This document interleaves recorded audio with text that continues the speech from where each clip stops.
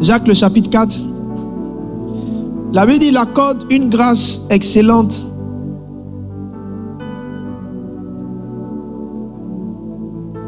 Il accorde une grâce excellente.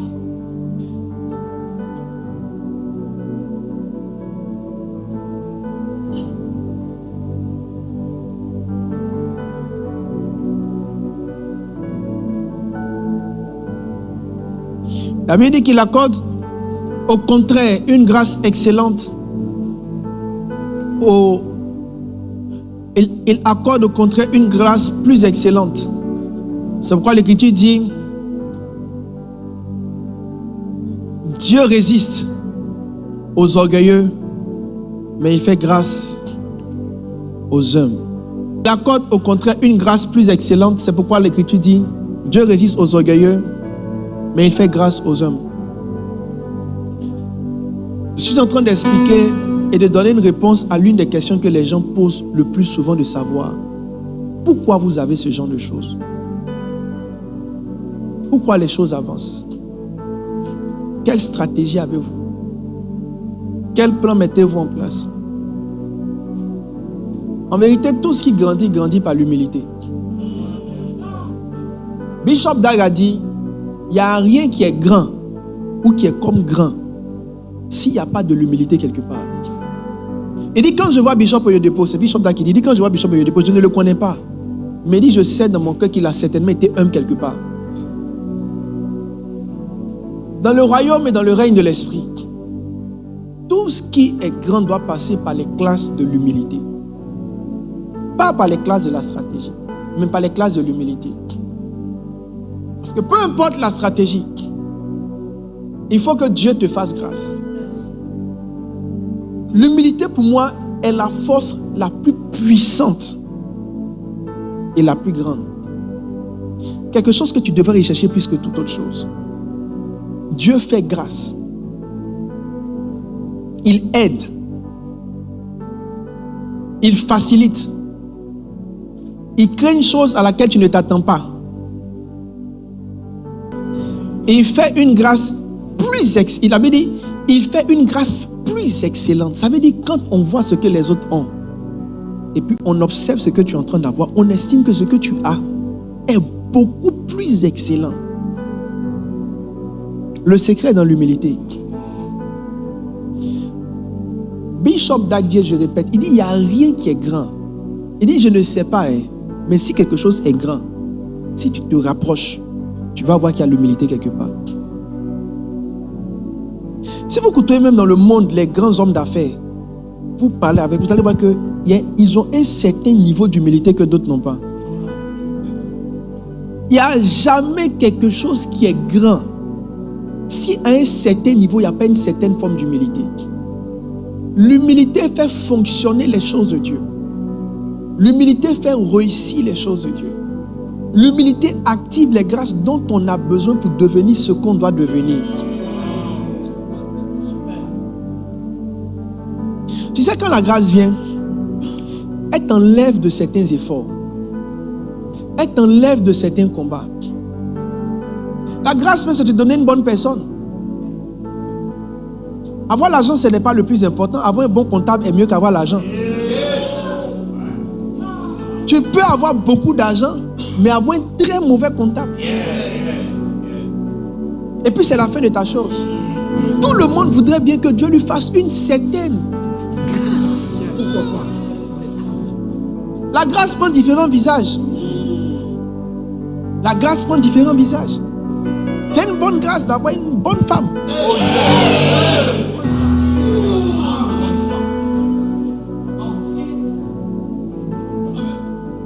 C'est une grâce. Tu aimerais bien que Dieu te fasse une telle grâce. Qui n'aimerait pas ce genre de grâce?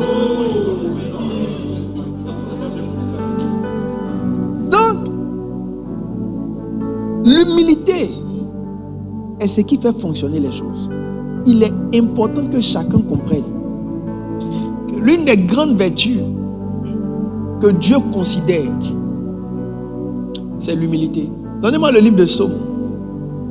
La Bible dit, il voit l'orgueil de loin.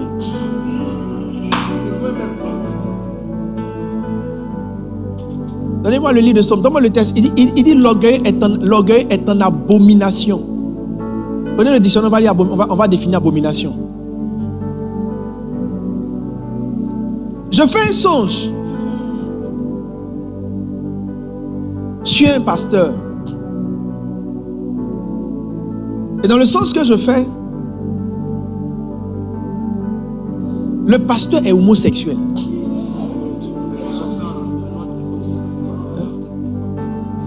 Dans le songe que je fais, le pasteur, ça dit que j'étais choqué. Ça dit que je fais un songe. C'est un pasteur que je ne fréquente pas comme ça. Je fais un songe.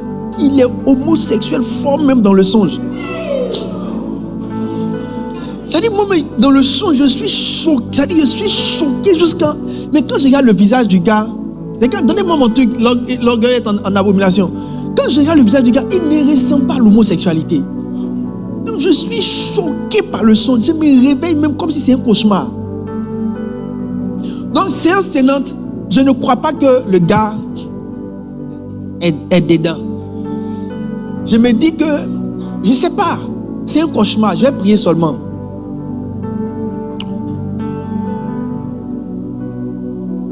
Trouve encore un autre test.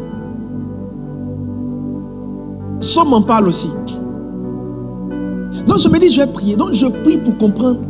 Mais le pasteur là, sa vie est difficile. Il n'arrive pas à faire l'église. Rien ne marche, c'est dur. Et puis je vois en soi qu'il est homosexuel.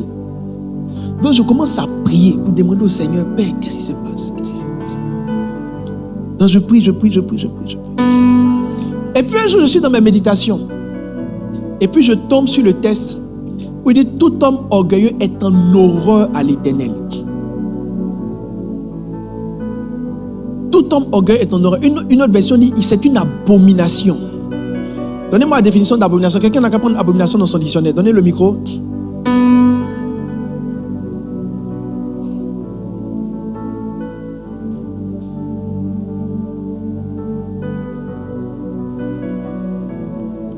Abomination, première définition.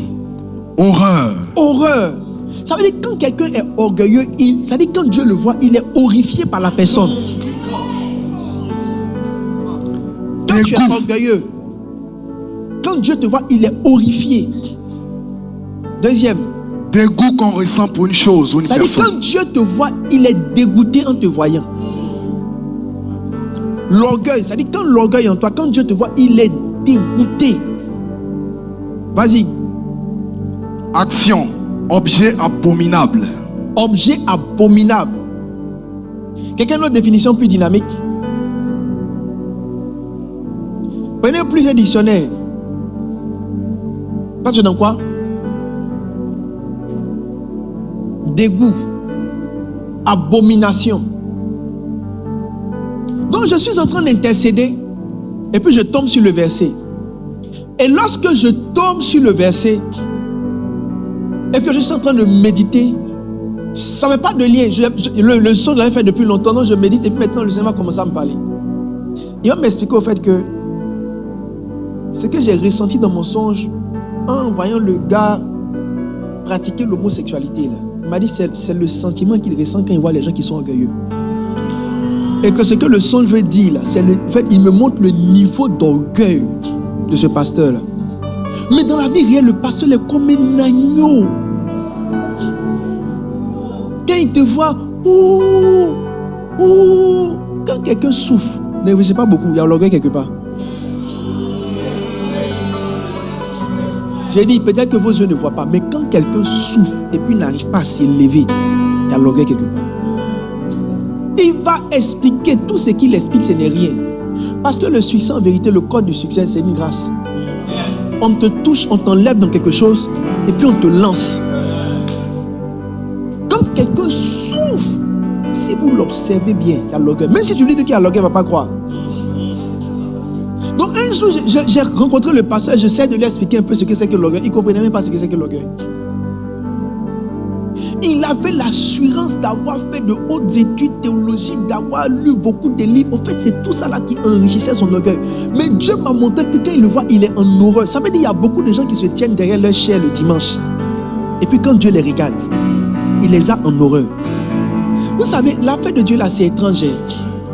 En fait, prophète de Dieu, c'est étranger. Tu penses qu'il est avec toi, mais lui, quand il te voit, il t'a en horreur. Les Juifs disent que quand Dieu veut tuer quelqu'un, il le fait monter. Il y a des percées qui ne sont pas des élévations. C'est pour augmenter le bruit de ta chute.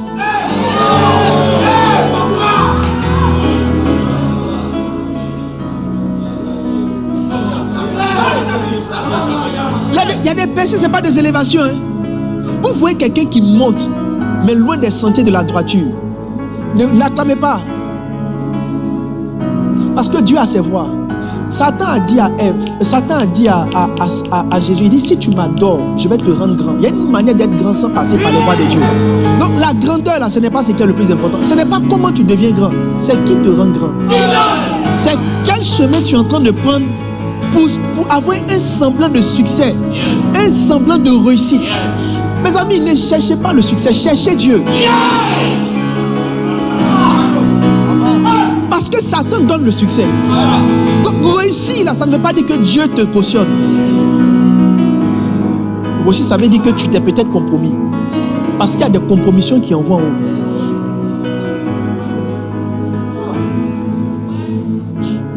Les Juifs disent que quand Dieu veut augmenter le bruit de ta chute, il te fait monter.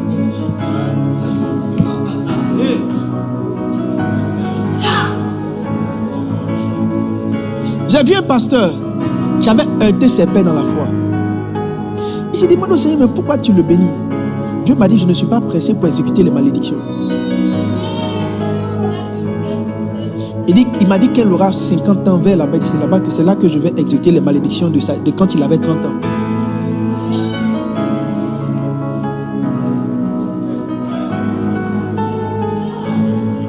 Il a sa manière à lui de gérer les orgueilleux.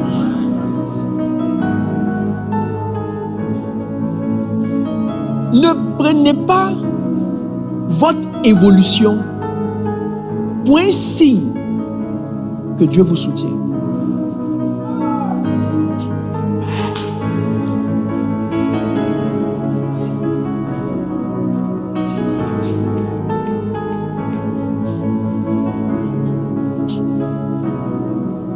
Donc le pasteur là, il souffrait. Hein? Et moi je fais un songe où Dieu me montre que le gars là, il est tellement orgueilleux. Parce que j'ai prié et j'ai compris pourquoi j'ai fait le songe. J'avais tellement compassion de lui que je priais pour que Dieu l'aide. Et c'est dans mes prières que j'ai vu qu'il est homosexuel. Mais en vérité, c'est pas qu'il est homosexuel, mais il est en abomination au Seigneur. Quelqu'un qui ouvre Bible, qui prêche, Dieu estime qu'il lui est en abomination.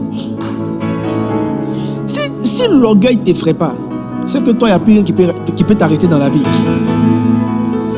La Bible, il n'a pas eu à cœur de rendre gloire à Dieu. Il n'a pas eu à cœur de rendre gloire à Dieu. Il dit, au même moment, le Seigneur l'a frappé. Et puis les vers ont commencé à sortir de lui. C'est le gars qui, quand il est mort, il a pourri en même temps. Mais je pense que les vers étaient déjà en lui. C'est juste que ça devait juste s'extérioriser, mais les vers étaient déjà en lui. Les gens apprennent de beaucoup de choses, mais ils sont en train de manquer la chose essentielle. Rien n'est rend grand en dehors de l'humilité. Et celui qui a raté ses classes d'orgueil a raté sa destinée. C'est pourquoi pendant que vous êtes là, dans tout ce qu'on est en train de faire, trouvez l'opportunité de devenir humble. Trouvez à tout moment l'opportunité d'être humble. Priez Dieu qu'il vous donne l'opportunité d'être humble. Priez Dieu qu'il vous donne une opportunité d'humilité. Ne priez pas pour des opportunités d'élévation. Bishop, je ne suis pas censé prophétiser sur ta vie. Mais le fait que tu es assis ici, quelque chose a été décidé dans le ciel. Parce que c'est une grande humilité. Il est 22h ou 21h à ton âge. Et tout ce que tu as accompli dans le ministère, qu'est-ce que tu fais ici?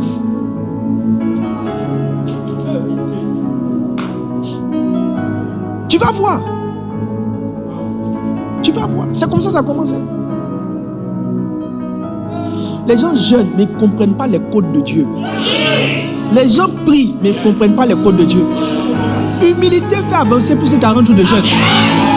Est-ce que je peux vous dire que quelqu'un peut jeûner 40 jours pour augmenter son orgueil? Je te donne la preuve. Je donne la preuve. Le public, le pharisien, il dit je jeûne 2 fois. Lui, quand il jeûnait, il devenait de plus en plus orgueilleux.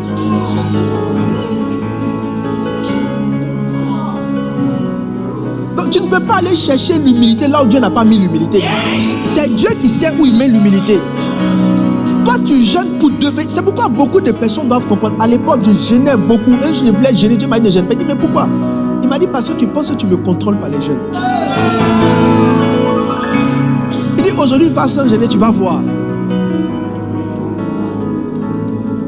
Donc, quelqu'un peut jeûner. Il dit je jeûne. Mais plus il jeûne, lui, il devient orgueilleux. Il dit je prie. Plus il prie, il devient orgueilleux. Il dit je donne. Plus il donne, il devient orgueilleux. Parce que les gens ne comprennent pas que Dieu a ses voies et les voies de l'humilité.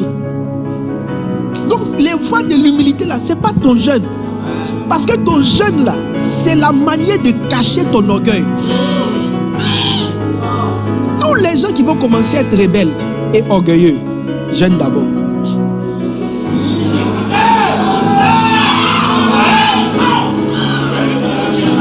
C'est après les jeunes même qui deviennent rebelles.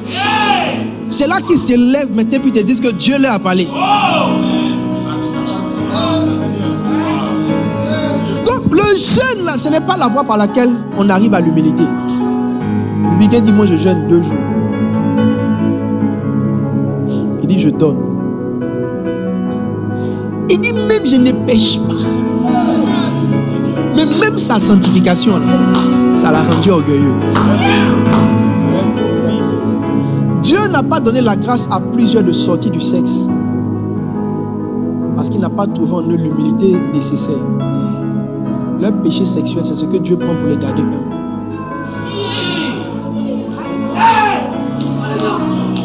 Je n'ai pas dit d'aller faire ça pour être humble.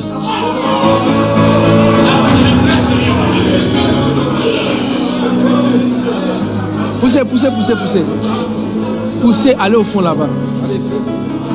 Ou bien mettez-vous un peu partout. Il faut qu'elle puisse aller, sinon vous bloquez. J'ai besoin d'aller plus loin et plus loin.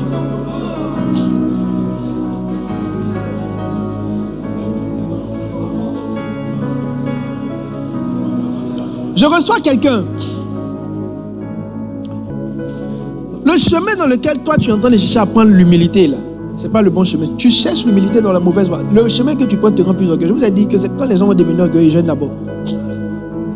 Et puis ils jeûnent beaucoup pendant un certain temps. Et ça prend une série de jeunes maintenant qu'ils estiment qu'ils peuvent. C'est ce qu'ils ont dit à Moïse. Il dit bon, Dieu te parle, nous aussi, Dieu nous parle.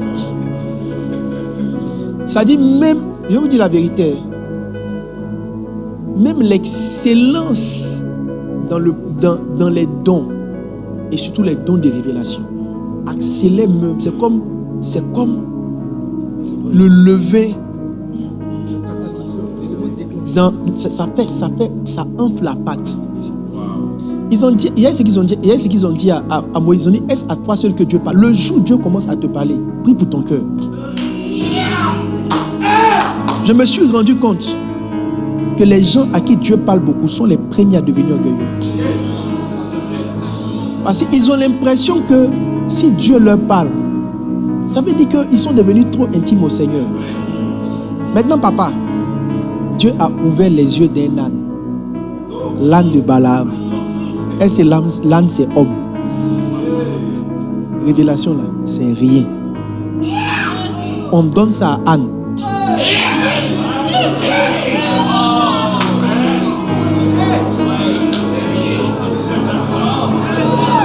Quand je prêche que c'est doux, vous devez sourire.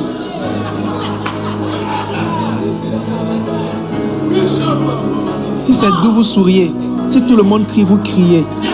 Ici, la personne ne fait ce qu'il veut.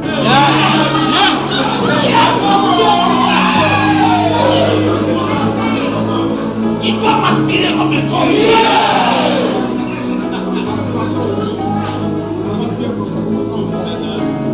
Donc,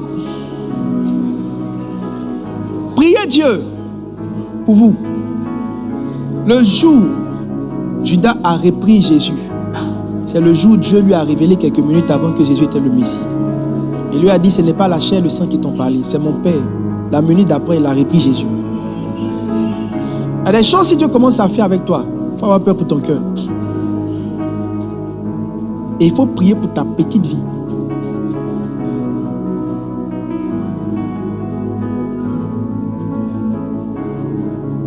Beaucoup de personnes ne savent pas où trouver l'humilité. Ils ne savent pas comment on trouve l'humilité. Ils ne savent pas comment on cherche l'humilité. Ils ne savent pas où on trouve l'humilité. Mais ce soir, je vais te donner un chemin pour trouver l'humilité. Je veux te donner un chemin réel pour trouver l'humilité. Dans le royaume des cieux, la manière dont vous voyez les choses, ce n'est pas comme ça les choses sont dans le royaume. Quand le royaume va vouloir voir si l'humilité est dans ton cœur, le royaume ne te dira pas va gêner. Le royaume va te mettre dans quelque chose d'assez spécial. Mais ça sera étrange. Et si tu n'es pas vigilant, tu vas rater une grande opportunité d'être humble.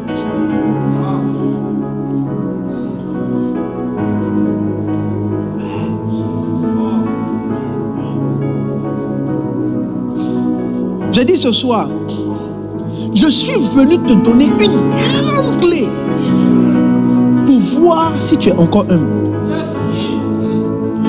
Je suis venu te donner une grande clé. Si tu gardes cette clé avec toi, tu vas garder l'humilité avec toi. Il a dit dans Proverbe, il faut attacher la sagesse à ton cou. Il y a une manière d'attacher l'humilité à sa vie.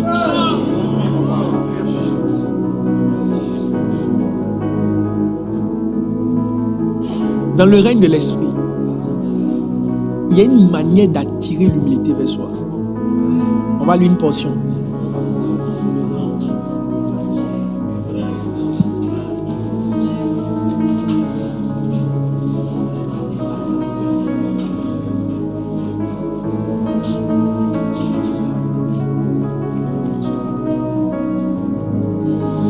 Je sens quelque chose. Je sens quelque chose dans l'atmosphère. Donc moi, me paraisse dans ta ligne, dans la douceur. Je sens quelque chose dans l'atmosphère. Il dit ceci.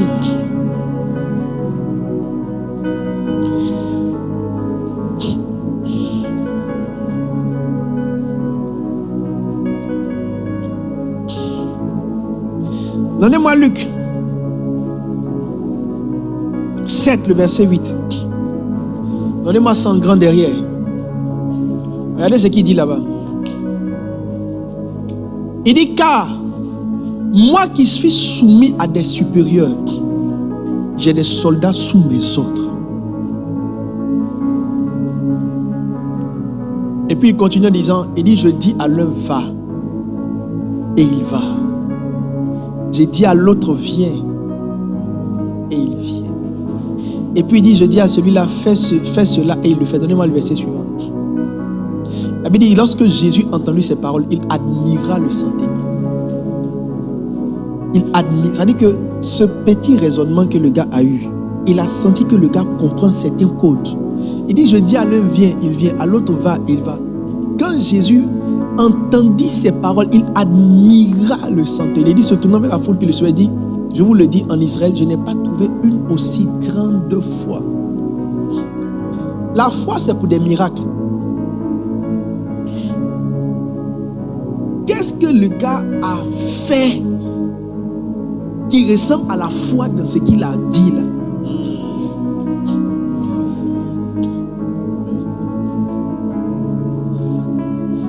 La foi, c'est comprendre comment le royaume fonctionne. En fait, il entend d'expliquer aux gens que le gars qui est là, il comprend le fonctionnement du royaume plus que la plupart d'entre vous. Maintenant, comment le gars, il comprend le royaume? Parce que comment il comprend le royaume? Il dit à Jésus, il ne faut pas te déplacer. Que moi, j'ai des supérieurs et puis j'ai des inférieurs. Je suis militaire, je comprends certaines choses.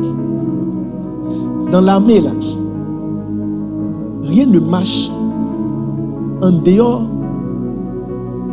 des ordres. L'armée, ce n'est pas les âmes. L'armée, ce sont les ordres. Et puis il dit, j'ai des soldats sous mes ordres. Et puis je dis à l'un, va. Il ne pose pas question. Il se lève et puis il s'en va. Je te dis, va. C'est pourquoi je vous dis, quand je parle, si vous devez rire, vous devez rire.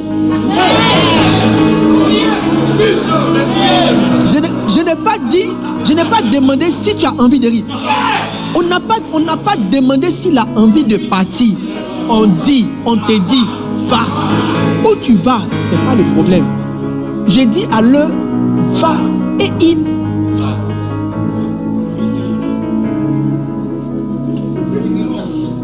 J'ai dit à l'autre, viens.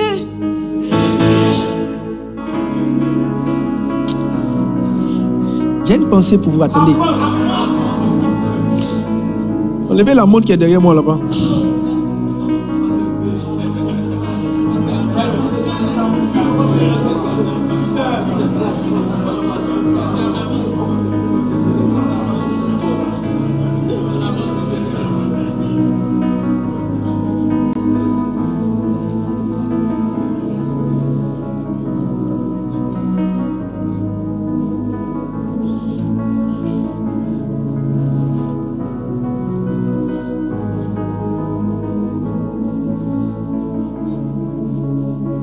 Je dis à l'un viens, il vient, et à l'autre va, il va. Et à mon serviteur fais cela, et il le fait. Il ne pose pas question. Quand on lui dit là, il fait. Maintenant Jésus dit que lui là, il est grand dans le royaume. Parce qu'il a compris la loi fondamentale du royaume. Le royaume des cieux là, ce n'est pas prière. C'est instruction. Les gens qui avancent, ce n'est pas ceux qui prient. C'est ceux qui courent avec les instructions. Il y a des gens qui prient, mais ce qu'on dit n'ont qu'à faire là, ils ne font pas. Si tu veux vraiment mettre ton humilité à rude épreuve, il faut que tu comprennes la place et la valeur des instructions. Il y a des vérités que je veux dire concernant les instructions. La première vérité que je veux dire par rapport aux instructions, et j'en parlerai bientôt, c'est l'un des messages que je vais prêcher beaucoup bientôt. Je me suis rendu compte que si quelqu'un dit qu'il a une intimité avec Dieu, ce n'est pas quand il pleure que je sens ça. Vous savez pourquoi? Parce que l'adoration, la véritable adoration, si tu as vraiment adoré Dieu, que tu as rencontré Dieu, tu ne vas pas pleurer. Tu peux pleurer si tu veux. Mais quand tu as fini de pleurer, là, il y a autre chose qui va venir. Quand le Seigneur rencontre quelqu'un, il n'y a jamais eu une rencontre de Dieu avec quelqu'un dans la Bible qui s'est limité à causerie. Quand il a croisé Abraham, il dit va-t'en.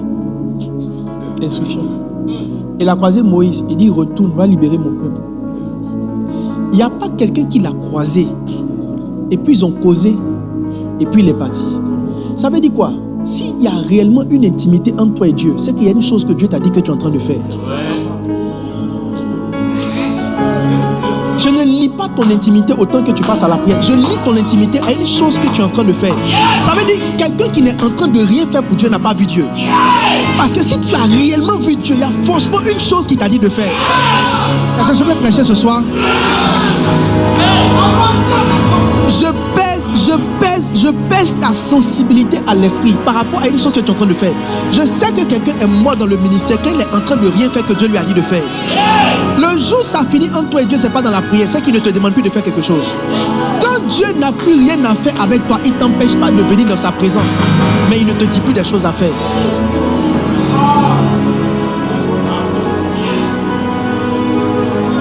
Nous sommes dans un royaume d'instruction. Dans le règne de Dieu, on ne prie pas pour réussir. Ça n'existe pas. C'est une mauvaise manière de juger Dieu. Quand on lit Deutéronome, il dit c'est quand tu obéiras à mes commandements que tu auras la supériorité. On ne prie pas pour la supériorité.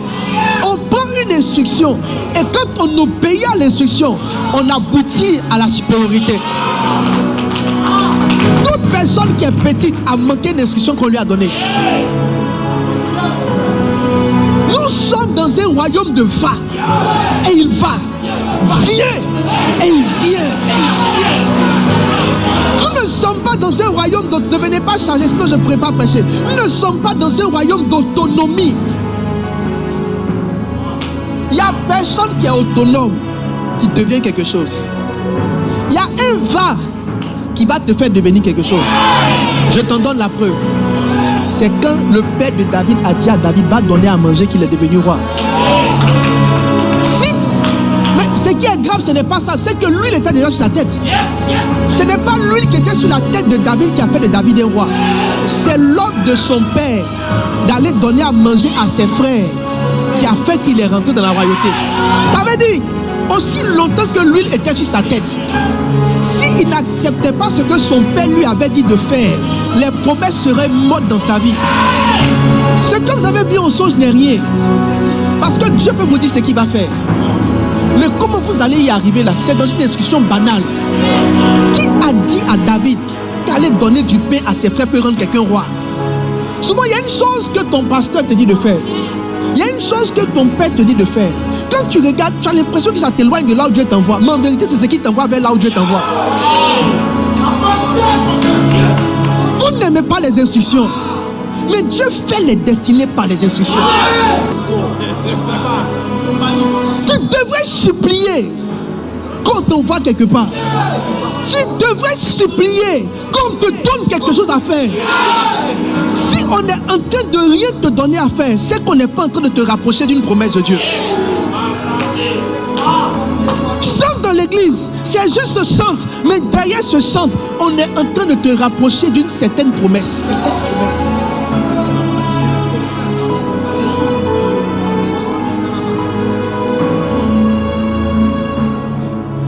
Il dit, donne-moi un mec que j'aime, que je te bénisse. Pour me bénir, pourquoi tu dois me donner? Je dois te donner un mec d'abord.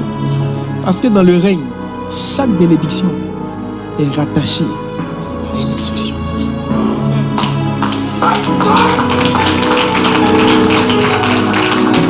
Donc vous les bishops qui êtes ici, c'est mal pour vous si on ne peut plus vous dire va et si on ne peut plus vous dire viens. Depuis 5 ans que vous êtes ici, je sais qu'il y a au moins un parmi vous qui est fâché. Moi je suis un prophète. Il y en a, mais il y a différents modèles de fâchement. Peut-être on a trop duré. Ou bien on va à quelle heure? C'est pas encore fini? Tu as faim. Je suis un peu fatigué. C'est des petites causeries, mais c'est ça aussi. Votre vie a été sauvée que votre père vous a envoyé ici depuis 5 heures du matin.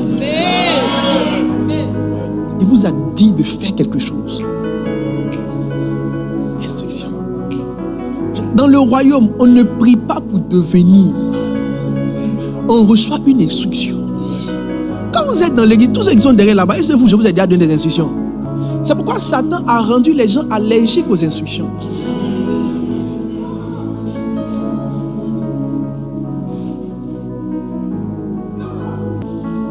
Instruction. Ordre. Un ordre. Consigne. Consigne, c'est-à-dire on met un bémol sur quelque chose. Fais ça de cette manière. Les gens qui font, mais ils font à leur manière. Consigne. Quand on dit consigne, ça veut dire quand tu vas faire la sauce là, quand tu vas faire là, n'oublie pas de mettre 2 piments qui flottent dans la sauce. Mais elle a fait la sauce, elle a mis un et puis elle a écrasé.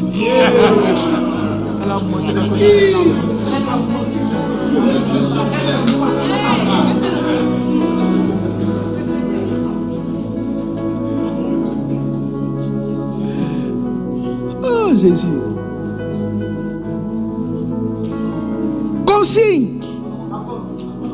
Directive.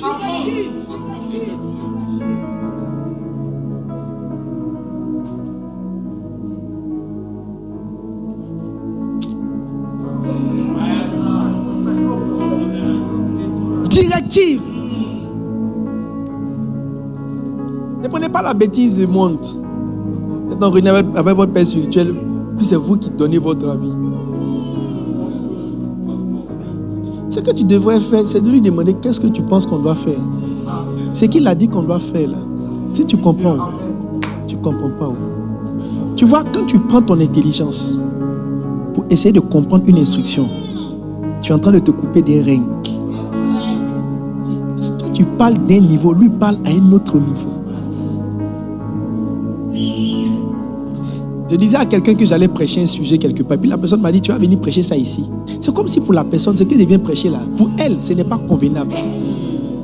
On devrait dire autre chose. La personne me dit, donc tu vas venir prêcher ça ici aussi.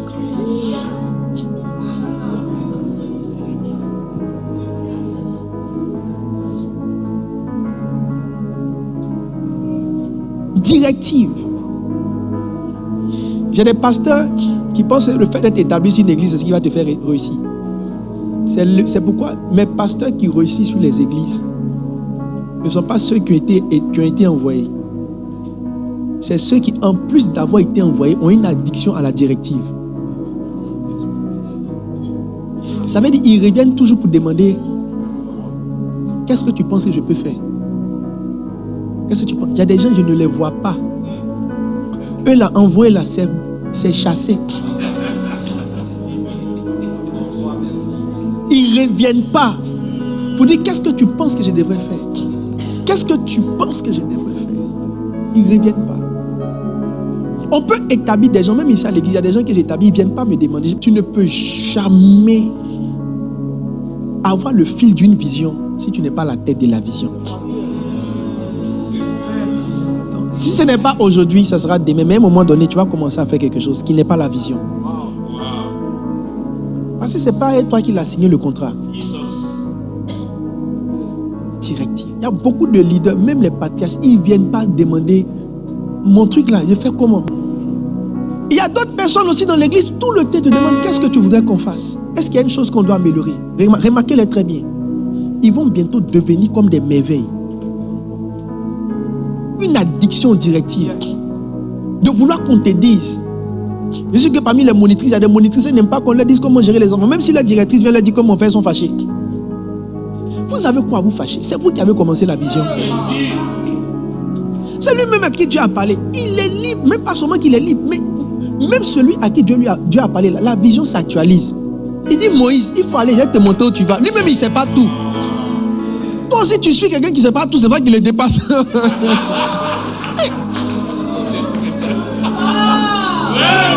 Celui-même à qui Dieu a parlé de la vision, là, c'est au fur et à mesure qu'on lui donne les détails. Toi, tu suis quelqu'un qui ne sait même pas où il va et tu le dépasses.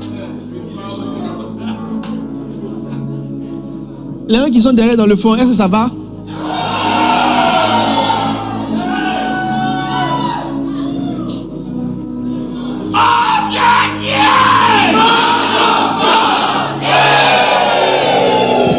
Asseyez-vous. Je t'entends pas mon petit.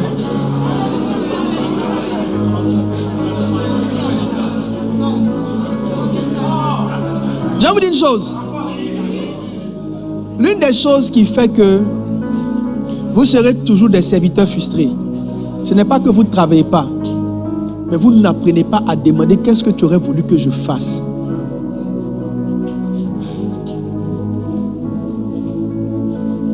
Le jour où on crie trop sur toi, ce n'est pas parce que tu n'es pas zélé, c'est parce que tu as un mauvais zèle. Tu as un zèle qui ne suit pas des directives.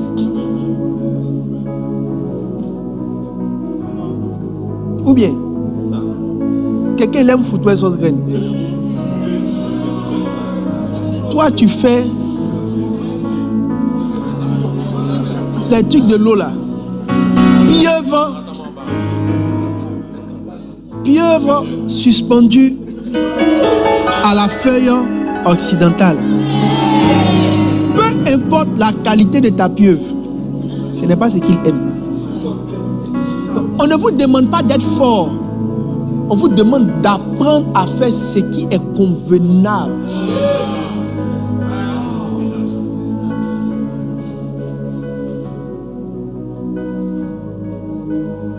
Donc, tu ne peux pas être humble et puis tu n'aimes pas l'instruction. Tu n'aimes pas qu'on te dise va. Va. il va. Notez ceci. Quelqu'un reçoit quelque chose?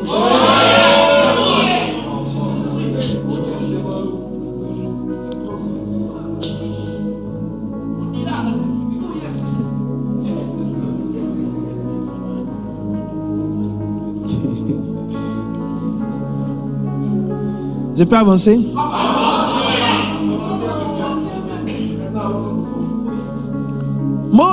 Le Seigneur va rencontrer Pierre. Et puis il va dire à Pierre, Pierre, est-ce que tu m'aimes? Pierre va lui dire, oui, je t'aime. Il dit, si tu m'aimes, paie mes brebis. Ça veut dire, même pour que je puisse apprécier ton amour, j'ai besoin que tu sois en train de faire quelque chose que je te dis. Ce n'est pas votre texto que vous m'envoyez qui me montre combien de fois vous m'aimez. Dans le règne de l'esprit, on ne lit pas l'amour par le sentiment. On lit l'amour par l'obéissance à une instruction. Il dit, un homme avait 2 fils. Il a dit à l'un, va faire ceci. Le fils dit que je vais partir, et puis il n'est pas parti. Il y a un autre qui a dit qu'il n'allait pas partir. Et puis on dit, à la fin, là, les 2 là, qui a vraiment été le bon fils? Papa, je t'aime. Vous m'aimez? Mais pourquoi les choses qui me tiennent à cœur ne vous tiennent pas à cœur? Tu m'aimes. Toi, tu m'as dit que tu m'aimes. Mais pourquoi c'est que ça dit, pourquoi tu ne veux pas me voir pour que je te dise quelque chose à faire?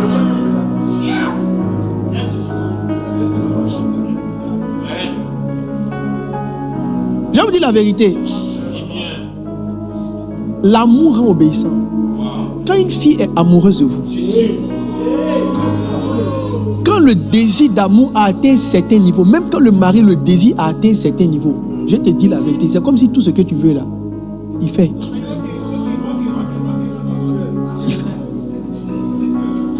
Quand l'amour rentre dans une dimension normale, charnelle, quand tu parles, les personnes ne font plus. Au fait, les instructions permettent de peser le niveau d'amour. Ma femme, j'aimerais manger ça. Si l'amour est fort, ça serait comme une opportunité pour elle de me montrer que toi, là, tu sais que je t'aime. Je fais un tour derrière.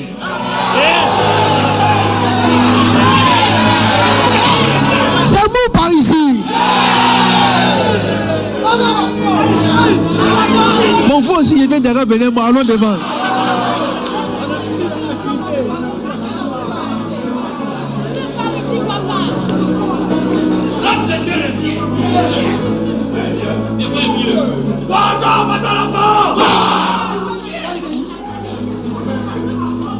Est-ce que je peux penser à quelqu'un? J'ai dit, c'est vous qui ne comprenez pas bien le message de... En fait, le message de la loyauté, quand ce n'est pas bien expliqué, les gens pensent que c'est une affaire d'esclavage. Enlevons le mot loyauté, jetons. Il ne faut plus en parler de ça. J'ai dit, naturellement, quand tu aimes quelqu'un, tu guettes même qu'il te donne quelque chose à faire pour que tu prennes cette opportunité-là, pour lui dire que parmi tous ceux qui sont ici, là, c'est moi-même, je t'aime beaucoup même. C'est comme si chaque fois qu'on te demande quelque chose, c'est comme si on te donne l'opportunité de convaincre et de dire, parmi les gens qui sont là, c'est moi qui t'aime. Le langage de l'amour se sert des instructions pour confirmer le sentiment.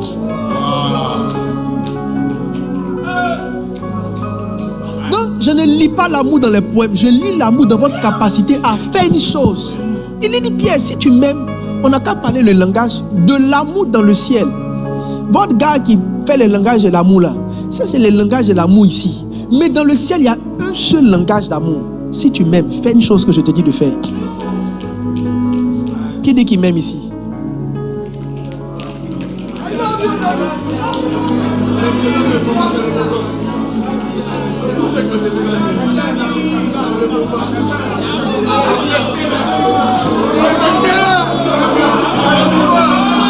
Est-ce que je peux tester ton amour? Est-ce que je peux tester ton amour?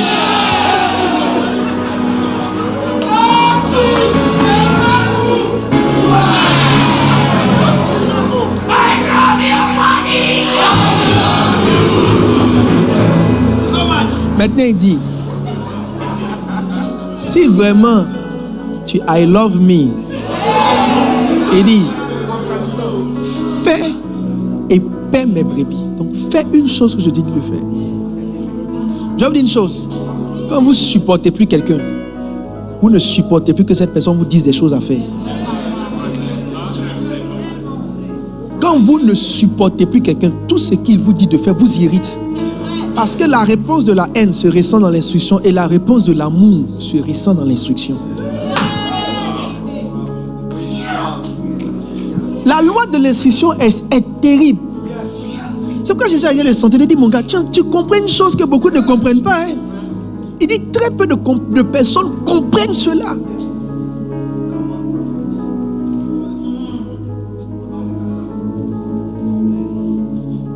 Il est 22h. Pasteur Mohamed Ayam Soko, il m'écrit, tu es où? Je lui ai dit, j'apparais. Il y a des questions, ce n'est pas des questions. Ou ce n'est pas la question qu'on veut te poser. Tu es où là? Ça veut dire, comment tu fais? Et puis tu n'es pas là. Je lui ai dit, j'apparais. Il était 20h. J'étais mercredi, il a fini le culte. Et puis la route à 23h. Je suis arrivé à Yamsoko à 1h du matin. J'ai dit, mon gars, je suis là. Ouais. Et j'étais là. Je suis pasteur d'une église. Je peux faire ce que je veux faire. Mais quand tu veux te tuer, fais en sorte qu'il n'y ait plus personne qui puisse te dire de faire quelque chose.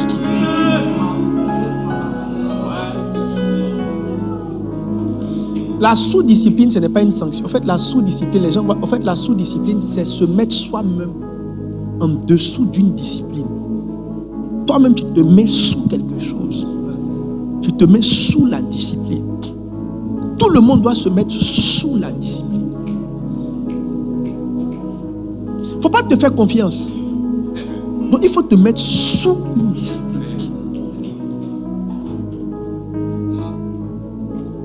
Même tu, dans le règne de l'esprit, l'amour là, dans tout ce que vous faites, les gens qui vous aiment le plus vont le plus courir avec vos instructions.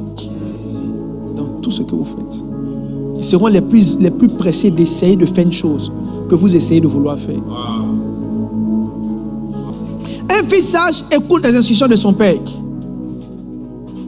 La filiation, ce n'est pas une affaire de dire c'est mon papa, je suis son enfant, c'est mon pasteur, je suis son fidèle.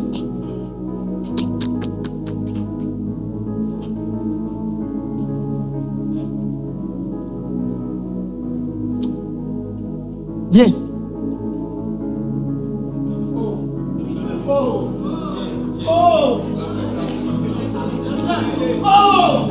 Il y avait une fille aussi.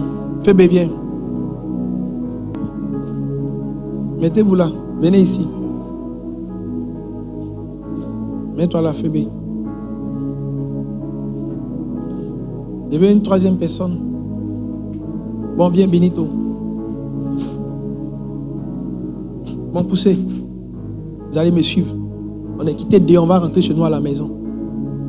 On va rentrer chez moi à la maison. Je rentre avec trois inconnus dans ma maison. Venez, trois inconnus.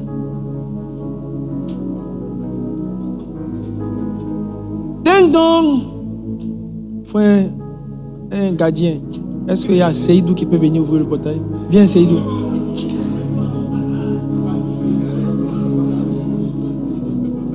Faut ouvrir le portail. Seydou, il ne comprend pas. Il vient me regarder. Il ouvre le portail. Seydou, ça va? Merci beaucoup, Seydou.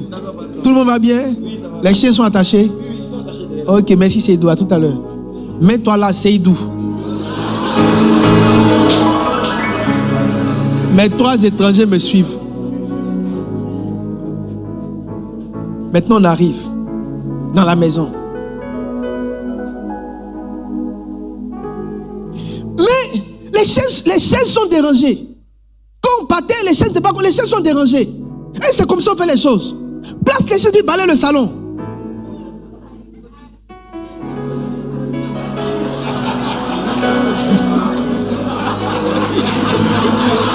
Lui là, Il sort du film en même temps.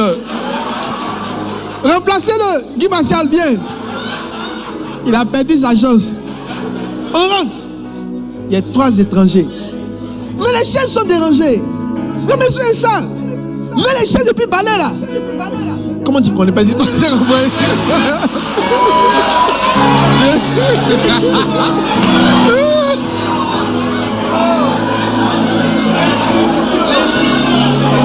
Les chaises sont dérangées. Le salon est sale. Quand on partait, j'ai parlé. Mais les chaises en place valaient la maison.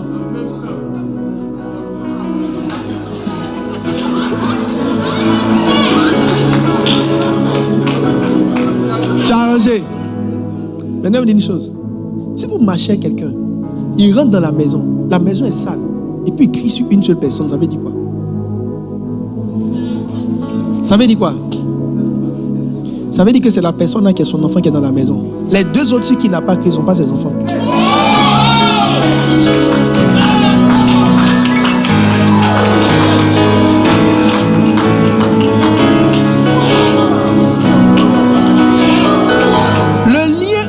Et ton père, c'est qu'il te dit de faire des choses.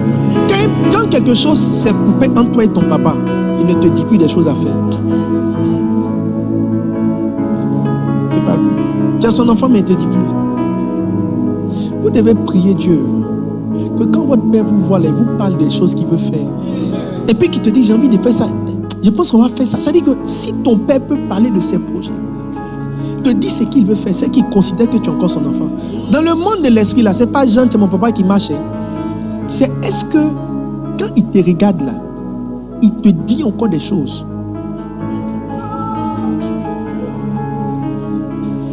Le jour où le cœur de ton père va quitter sur toi, le premier signe, il va rire toi. Mais il ne te dit plus les choses à faire. Si c'est rire là, vous riez. Dans cette affaire d'église, on dit, ma fille, ça va, mon fils, ne prenez pas, c'est pas la bonne partie de l'église. Les vrais enfants du Père, il les envoie. Les vrais enfants du Père, si vous voulez connaître les vrais enfants du Père, parce que Daniel, il est au Maroc actuellement, les vrais enfants du Père, il les envoie. Maintenant, la décoration, là, on rit avec eux, on les salue, et puis on avance. Donc, vous qui êtes ici, là, le fait que votre papa vous ait dit de venir, ça veut dire beaucoup de choses. Ça veut dire dans la masse de ses enfants, vous là, ça veut dire beaucoup de choses. Ça veut dire beaucoup de choses. Ça veut dire que quand il regarde dans l'église, s'il y a des gens qui peuvent appeler mes enfants, les voici.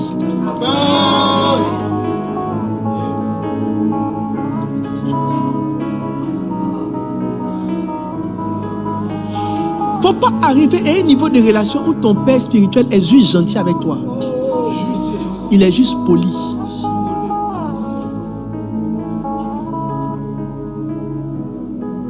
Il ne faut pas arriver à ce niveau.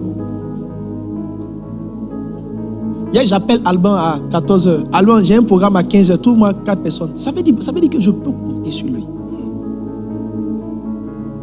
Ça veut dire que je peux compter. Je sais que Alban, là, si je l'appelle pour ça, là, il va se démerder pour faire. Ça veut dire que je peux fermer mes yeux et le challenger dans quelque chose. Je suis à l'aéroport, il doit arriver dans 20 minutes. De là où j'appelle Simi, Simi, je suis là dans 20 minutes. Tu viens me chercher. Tu n'es pas démarré, tu as voiture. Tu fais quoi? Tu as l'argent. Tu n'auras pas l'argent. Tu vas bien. Tu as la diarrhée. On va diarrhée. Non. Allô? Dans 20 minutes, viens me chercher. Dans 20 minutes, il était à l'aéroport. Sa voiture n'était pas là. Il a pris la voiture de quelqu'un d'autre pour arriver là-bas. Je ne lui ai pas demandé comment il a fait. On est monté. Point final. Attention. Église là, c'est comme le temple des Juifs là. Il n'y a pas vie. Il y a lieu saint, il y a lieu très saint. Dans la filiation aussi là, il y a son parvis. Il y a les enfants du parvis. C'est que eux, c'est des enfants. Oh mes enfants. Vous là, continuez d'envoyer les offrandes. C'est ce qu'on vous demande, il n'y a pas de souci. Mais enfants du lieu très saint, on leur donne des charges. On pense à eux. Le jour où je t'appelle pour te dire j'ai pensé à te confier quelque chose, il ne faut pas penser que je vais te faire du mal. Il faut croire que tu es la personne sur qui je compte. Il faut faut voir ça comme un honneur. Il faut calculer le nombre de membres de l'église. Et puis c'est vers toi que je me suis tourné. Un homme qui a un tel manteau de formation, tu enseignes depuis des années. Peut-être que toi-même tu n'avais pas longtemps. Et puis je me tourne vers toi. Tu dois comprendre que je t'ai ouvert mon cœur. Le jour où ton pasteur t'appelle et puis te dit fais ça, il faut t'asseoir et il faut te dire de tous ceux qu'il connaît là, pourquoi c'est vers moi qui s'est tourné? Au lieu d'avoir l'impression qu'il veut abuser de toi ou t'exploiter, il faut juste trouver dans ton cœur la sagesse et l'intelligence de te dire il m'a ouvert son cœur.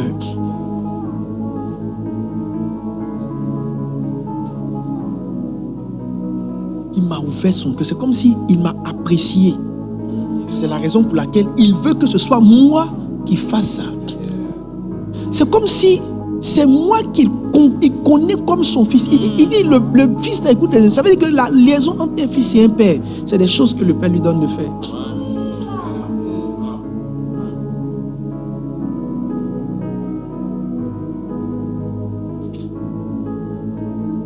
Faites attention. L'église que nous voyons aujourd'hui n'est pas l'église de Jésus. Il n'y a aucun pasteur. Bishop, c'est pourquoi les églises ne grandissent pas. C'est le minimum. C'est comme si Satan a tout mélangé. Les gens ne veulent pas qu'on leur dise de faire des choses. C'est à qui on dit de faire des choses. Ne voient pas l'opportunité de faire la chose. Ils sont abusés. Trop c'est trop. Trop c'est trop comment? Trop c'est trop. On t'a aimé. On t'a aimé. Tu n'as pas donné à l'amour une réponse d'amour. Tu as donné à l'amour une réponse de suffisance. Vous savez ce que ça fait quand quelqu'un compte sur toi et puis te met dans son plan. Et puis maintenant tu lui donnes l'impression que pourquoi tu le fais moi? J'ai pas envie de ce plan-là. Mais même pas dans ce plan. C'est comme si tu as jeté son amour. Attention.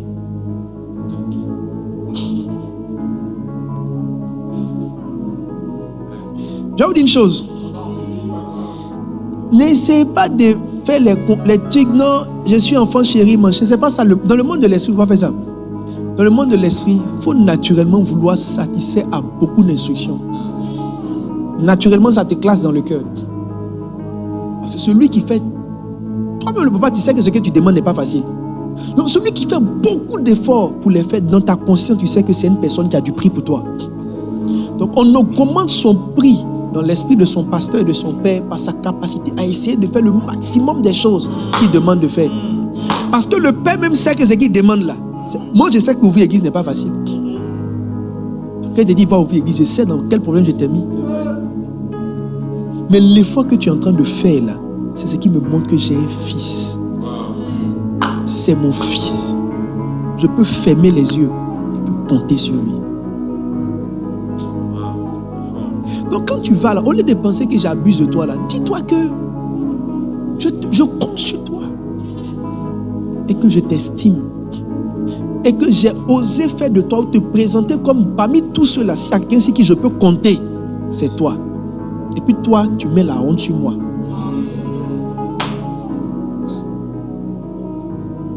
Je vais vous dire une chose.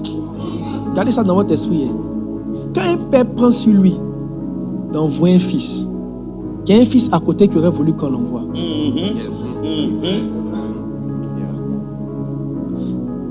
Maintenant, quand tu ne réponds pas ou que tu agis mal, tu me brises devant l'autre fils. C'est comme si il ne m'a pas pris, non. C'est l'autre qui voulait prendre. L'autre là, c'est foutu de lui. Donc, si je reviens vers l'autre, je ne vais plus vers lui comme un père. Je viens vers lui comme une forme d'esclave, un mendiant. Ça veut dire que ton attitude m'a fait descendre devant les autres. Ton attitude a fait de moi mendiant de tes frères. Parce que je voulais m'appuyer sur toi. Mais comme tu m'as déposé là, c'est comme maintenant, et quand je vais vers eux, ce n'est plus comme un père qui s'en va. C'est comme un mendiant maintenant qui s'en va aller demander pardonnez-moi. Je voulais qu'il fasse, il n'a pas fait, pardonnez, sauvez-moi. Tu as dévalué ton père par ta désobéissance.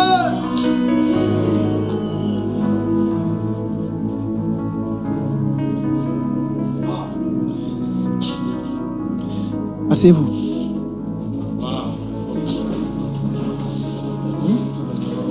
Assieds-toi là.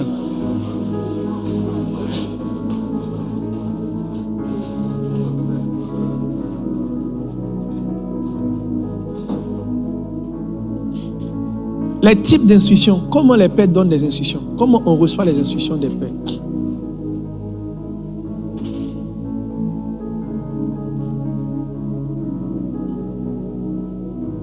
Marlène, tu sais que je t'aime beaucoup. On ne t'a jamais dit que si je te dis que je t'aime beaucoup, vous avez dit tu vas devenir pasteur. C'est le premier. Jésus dit qu'on appelle les gens, dit suis-moi. Moi, quand j'appelle les gens, je dis je t'aime beaucoup. Je t'apprécie bien. Quand tu entends ça, il faut comprendre que voilà, ta vie est liée. C'est une question de seconde. Allons-y. La première classe d'instruction.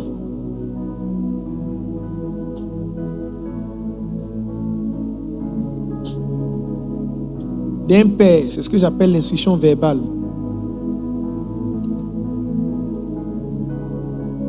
Comment Dieu te donne des instructions? Le père te dit fais ci, fais ça. Maintenant, je dis à tout le monde, généralement, ce que vous n'êtes pas pour un père, vous ne pouvez même pas l'être pour les grands frères, pour les responsables. Donc, généralement, les gens qui ne savent pas être avec le pasteur, ne savent pas être avec n'importe qui dans l'église. C'est une valeur qu'ils n'ont pas. Ils n'ont pas ce truc-là. Ce truc de... C'est de l'orgueil. En fait, c'est de l'orgueil. Il y a des gens qui se sentent plus qu'ils ne sentent les autres. Ils ne se mettent pas à la place des autres. C'est même au-delà même des instructions là. C'est l'amour. C'est parce que tu veux que quelqu'un soit plus heureux, c'est tout. Quand tu t'en fous des instructions, ça veut dire qu'en vérité, toi-même tu es quelqu'un qui est blessé, qui n'aime pas l'homme. Parce que c'est aimer l'homme qui fait obéir aux instructions. 4 types d'instructions. On va les prendre rapidement. Numéro 1, c'est l'instruction verbale. Elle est claire. Il dit, lève, donnez-moi le texte. Il dit à l'un va, il va, à l'autre viens, et il vient à celui-là, fais ceci, et il le fait. Ok? Ça, c'est le truc qui est très clair. Et on te dit, va faire église. Qui voudrait une instruction aujourd'hui? Tu devrais prier que je te donne une instruction. C'est dans l'instruction qu'on devient roi. Aussi longtemps que je ne te dis rien à faire, je t'empêche d'aller là où tu veux que tu partes. Donc quelqu'un devrait me demander aujourd'hui là. Tu dois commencer l'église de Cocody. On a dit ça, non? On n'a pas dit. En tout cas, ça existe quelque part.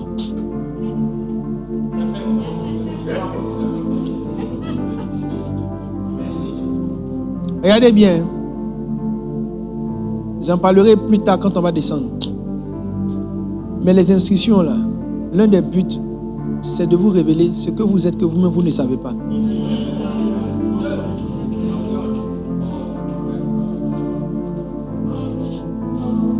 Regardez ce que Pierre a dit. Pierre là, il regarde l'eau, il regarde Jésus, et puis il marche pour partir.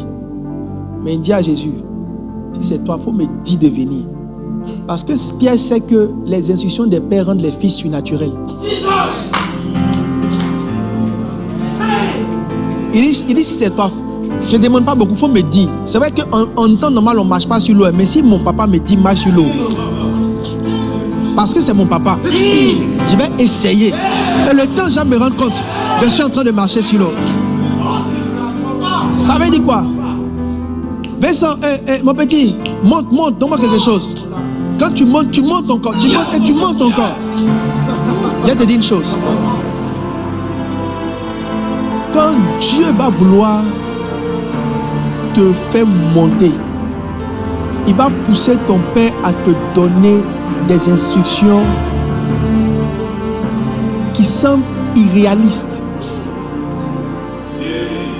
bizarres. Parce que Simi c'est un entrepreneur. Je lui ai dit, lève-toi, va faire église.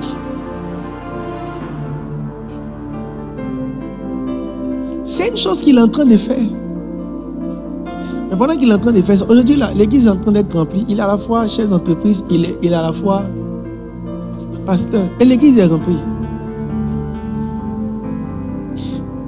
Si je ne lui avais jamais dit d'aller faire, là, il n'aurait pas fait. Il n'aurait pas découvert quelque chose qui est en lui, qui est caché. Voici Béni, c'est un chef d'entreprise. Il réussit bien dans son domaine. Je lui ai dit, va à Kwedo faire église. J'étais au Ghana quand il appelait, il dit, écoute, quand il arrive à Abidjan, tu as quitté l'église. Va à Kwedo. Aujourd'hui, il est en train de construire à Akwedo. Lui-même, il est en train de construire. Dans quelques mois, il va finir sa construction. Quand il va finir là, il va finir, elle est fidèle d'Akwedo. Non, je sais que quand il va finir, il va tuer Akwedo. Mais c'est un chef d'entreprise qui réussit très bien dans son domaine.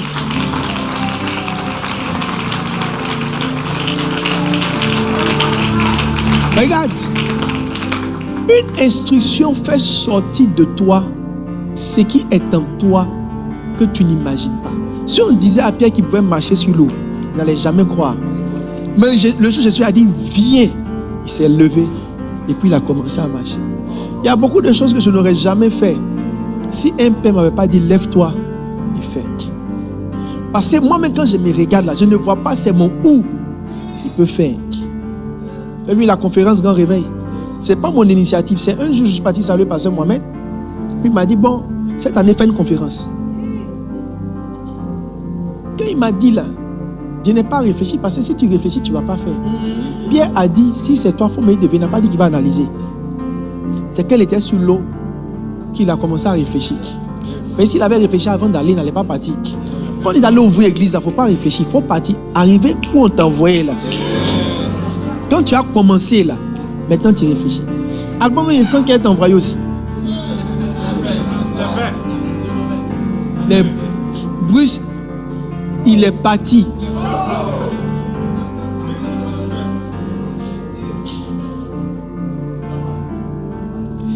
Ta vie va devenir belle si tu vas faire ce que je te dis de faire. Amen. Donc, quand on me dit de faire conférence, je commence à faire conférence. C'est là mes grandes conférences là, c'est les centaines de millions. Heureusement que j'ai appris ça quand j'avais déjà donné la date. Parce que si j'avais appris ça avant la date, là, j'allais dire non, écoute Père, je pense que ce que le Seigneur t'a dit est vrai, mais le temps n'est pas arrivé. Mais on s'est jeté à l'eau. Et on le fait sans effort, sans transpirer, avec bénéfice. 3 types d'instructions. Prenez. La première, elle est orale. Deuxième type d'instruction, comment Dieu te parle au travers de la bouche de ton père ou de ton pasteur.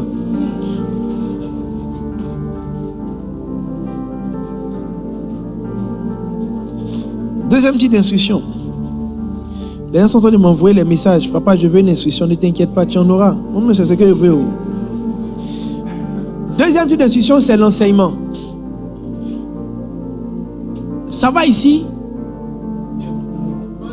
Quelqu'un est là? Quelqu'un est fâché?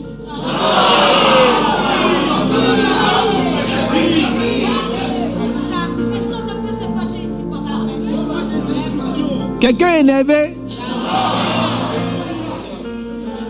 Quelqu'un a faim? Quelqu'un a sommeil?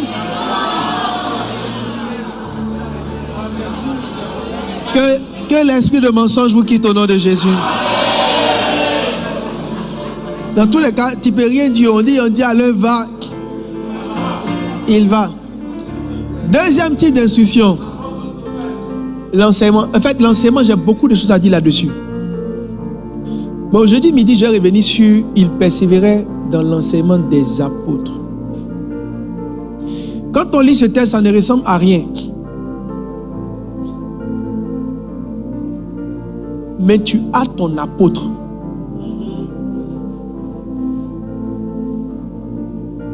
Tu as ton apôtre. Il ne persévérait pas dans l'enseignement de Caïphe. Il ne persévérait pas dans l'enseignement de Gamaliel. Ils persévéraient dans l'enseignement de leurs apôtres. Je peux dire une chose à quelqu'un?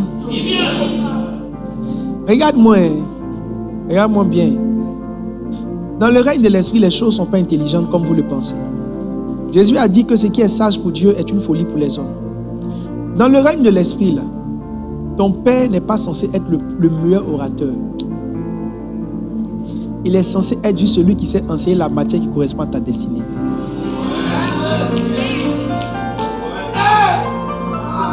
Ça veut dire, si le voisin est un excellent juriste et que tu es censé être un informaticien, peu importe les performances, si tu prends toutes les institutions juridiques là, ça va t'enlever de ta destinée. Dieu te connecte à des pères et à des bonnes et à un pasteur par rapport à là où il t'envoie. S'il a la grâce d'être un orateur prolifique, gloire à Dieu. Mais si c'est un orateur basique, peu importe. Professeur de mathématiques, c'est professeur de mathématiques. Ce qu'il enseigne là, c'est mathématiques. La meilleure manière de se détourner de sa destinée, c'est de trop écouter une personne. Il faut écouter tout le monde est chrétien. Mais vous allez, dans le royaume, dans le règne de l'esprit, tout le monde enseigne, mais ce que tout le monde, en fait, un enseignement, c'est une direction. Et ta parole éclaire mes sentiers. Donc chaque enseignement t'envoie quelque part. Si tu es appelé à entrer dans le ministère et que tu écoutes beaucoup quelqu'un qui enseigne sur les finances, ça va tuer ton goût pour le ministère. C'est fait comme ça parce que Dieu a voulu que le gars qui fait les finances là enseigne à ceux qui doivent faire les finances. C'est pourquoi moi j'écoute tout le monde, mais je n'applique pas mon cœur à tous les orateurs. J'applique mon cœur aux orateurs qui excitent et aiguisent ma vision. Les pères que Dieu m'a lui-même donnés. Donc, quand Dieu t'oriente, il t'oriente par la voix de tes pères.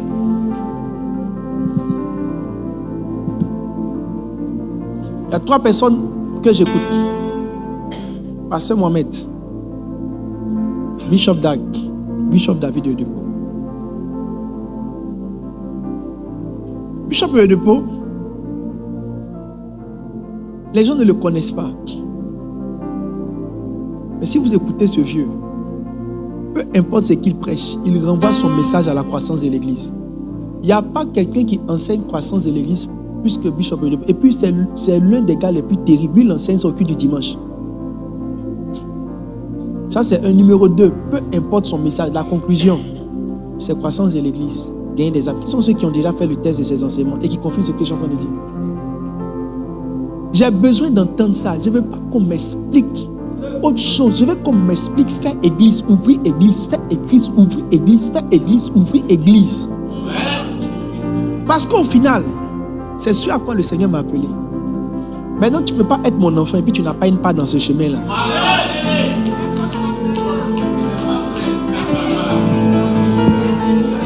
Ton papa est blanc, ta maman est blanche, tu ne peux jamais être noir.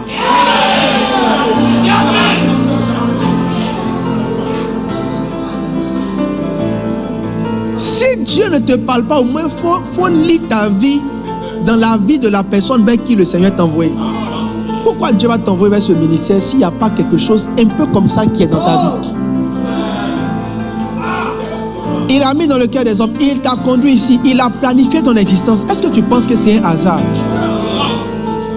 Tu seras peut-être laïque, peut-être à plein temps, tu seras quelque chose, mais il n'y a personne ici qui va rater ce chemin. Nous sommes des faiseurs d'église. Nous sommes des bâtisseurs d'église. J'ai plein de mes fils, vous êtes en train d'écouter plein de messages sur comment devenir voyant. Écoutez, ce n'est pas mauvais. Mais ce n'est pas une compétence qui va beaucoup te servir. Ce qui va te servir là, gagner une âme, faire grandir l'âme, débuter une église, asseoir une église. Si tu vas à l'université, que tu t'es inscrit en lettres modernes, il ne faut pas aller t'asseoir chez les gens de sciences. Tu vas échouer à ton examen. La parole de mes pères a un effet sur moi. dernier temps, je veux ouvrir des églises comme un fou. Je suis allé en retraite. Je me suis enfermé plusieurs jours. Et j'ai mis les enseignements de Bishop Dag du matin au soir, du soir jusqu'au matin. Et puis quand je l'écoute enseigner, Bishop Dag, s'il enseigne, c'est comme si quelque chose vient rentrer dans ton corps.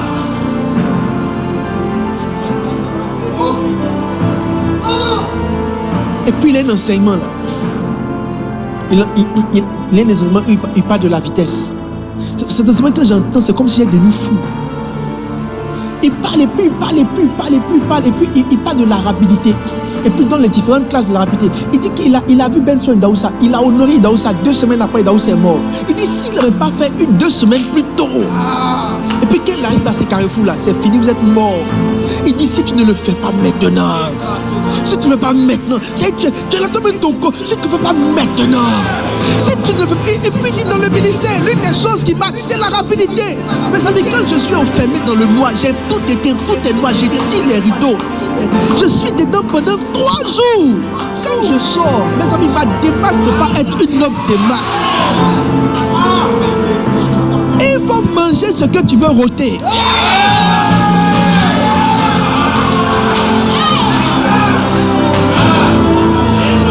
Toi, tu veux faire église et tu es tout le temps en train d'écouter les... Vous savez, les gens enseignent beaucoup de mystères.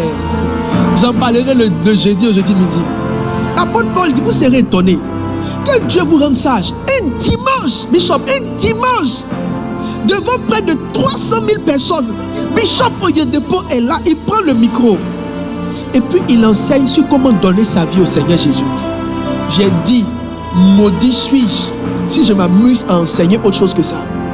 Un homme qui a de l'expérience, près de 81, qui a 400 000 personnes, il n'est pas en train d'expliquer pourquoi la feuille a poussé ses parties vers la gauche. Et pourquoi l'âne a embrassé la feuille. Il n'explique pas comment l'âne a vu l'ange et qu'en fait l'ange était derrière. Il dit, il faut donner ta vie à Jésus. J'ai dit à ma femme que ceux qui sont assis là-bas, dans son église, peut-être quand il prêche, ils ne comprennent pas. Mais pour moi, c'est un grand message. Si au sommet de son art, il revient à enseigner dimanche, même pas des mystères, mais il enseigne comment connaître Christ, c'est que je veux revenir à ce message. C'est ce qui bâtit l'église. Je disais à une fille, à une soeur, je lui ai dit, tu vois ma soeur, on réfléchit pas bien. La plupart des gens ne savent pas aller vers ce qu'ils veulent. Ils veulent une chose, et puis ils font son contraire. Malheureusement, comme toi, tu ne sais pas ce que tu as. Bishop Dag dit que les prophètes le respectent. Parce qu'il prophétise, mais lui, il bâtit. Je te dis la vérité, et j'en parlerai pendant les 12 jours de jeûne. Je vais parler de la sagesse pour bâtir. Et le temps, on ne respecte pas les gens qui parlent, on respecte les gens qui bâtissent. Je connais des grands prophètes décontenancés. C'est comme ils sont là, mais ils ne pèsent plus. Leur voix ne porte pas. Parce qu'il n'y a rien de construit. Persévérez dans l'enseignement des apôtres. Persévérez dans l'enseignement de votre apôtre. Ne soyez pas fatigués de m'écouter vous prêcher. Vous devez aimer ce que je prêche. Il y a quelqu'un qui est en train de dormir. Dans la salle d'en haut, il est en train de dormir. Parce que quand je prêche, il n'est plus ému. Il est habitué à m'entendre prêcher. Ce que je dis ne lui dit plus rien.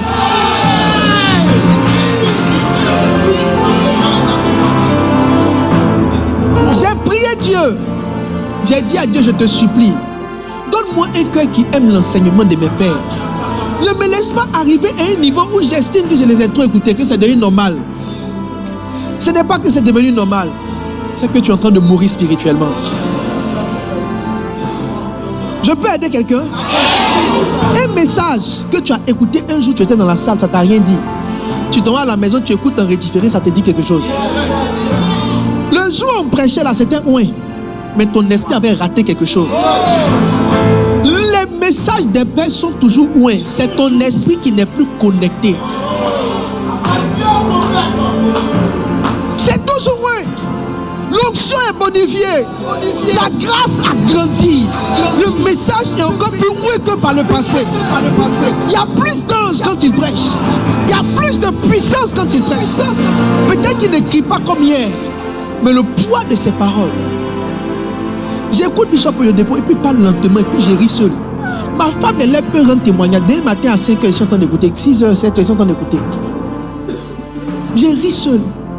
Je lui ai dit, ma femme, si tu écoutes ce que j'écoute, tu n'as pas ri comme j'ai ri. Parce que c'est comme ce que j'entends là. Vous n'entendez pas. Parce que Dieu ne peut pas te permettre de voir ce qui est juteux dans quelque chose que tu n'honores plus. Il prêchait puis vers la fin. Il a dit, j'ai prié le Seigneur qu'il éloigne de moi tous ceux qui n'ont pas. C'est-à-dire, il dit que Dieu éloigne de lui tous ceux qui ne le craignent pas. Moi, de voir un papa de près de 81 qui est en train de faire ces gens de prières, vous n'avez pas idée de ce que ça représente pour moi. Un papa qui est encore en train de supplier Dieu, de le rapprocher des gens qui l'aiment et de l'éloigner des gens qui ne le considèrent pas. Pour moi, c'est beaucoup.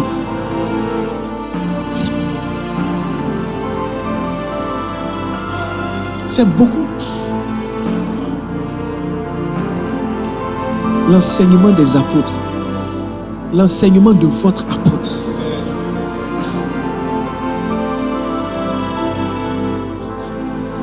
Le jour où je change le message, c'est que je suis perdu. Donc il faut te concentrer pour aimer ce que je vais enseigner jusqu'à la fin.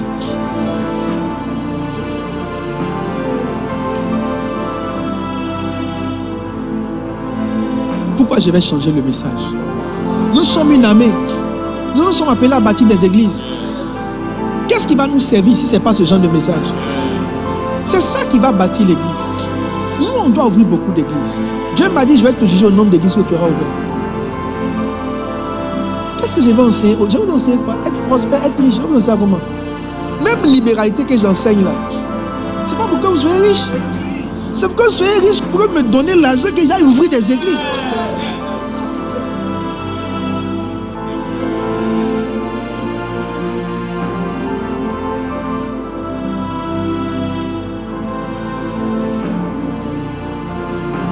Aujourd'hui, on ne cherche plus la richesse pour nous-mêmes. On veut juste partir. Je sais, je me dis, mon temps va finir. Je vais partir. J'ai vu les pères aller vers leur fin. Et je me dis que je m'en vais certainement vers là-bas. Mais avant que ça n'arrive, il faut que je fasse ce que j'ai à faire le plus rapidement possible. Si vous n'écoutez pas beaucoup votre pasteur, vous n'allez plus vous sentir bien dans l'église. Parce que l'autre voix là-bas va déranger quelque chose encore.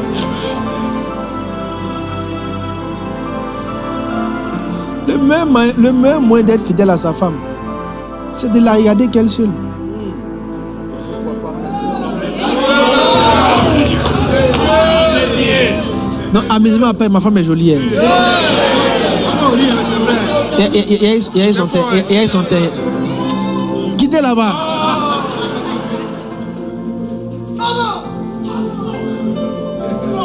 Je vais vous dire la vérité, moi c'est l'une de mes disciplines. Je regarde que ma femme. Je la regarde, je me réveille la nuit pour la regarder. Et je la regarde tous les matins quand elle dort. Tous les matins de Dieu. Tous les matins. Même ce matin avant de venir prêcher, je l'ai regardé. C'est fort de Dieu. Lui demande qui est-ce qui va regarder. Va lire ta Bible le temps que tu te maries.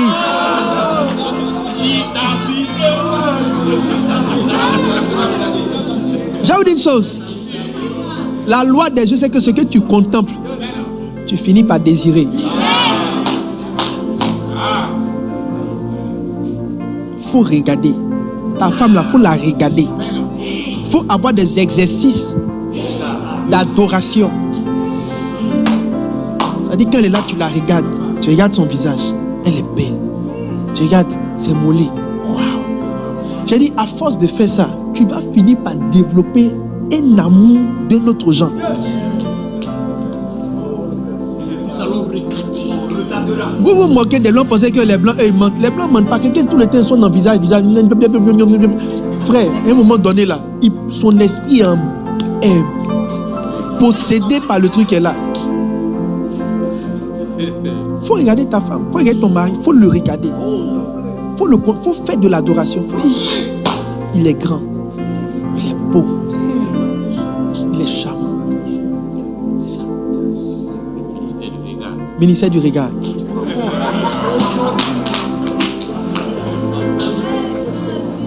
Alors, on va avancer. Bishop, c'est bon, hein? Bon, parce que ici, là, quand on est dans notre ouya là, c'est comme ça, on ne sait pas où on s'en va. Est-ce que quelqu'un est encore là? Ou bien vous voulez qu'on arrête? Il y a des gens derrière qui veulent qu'on arrête.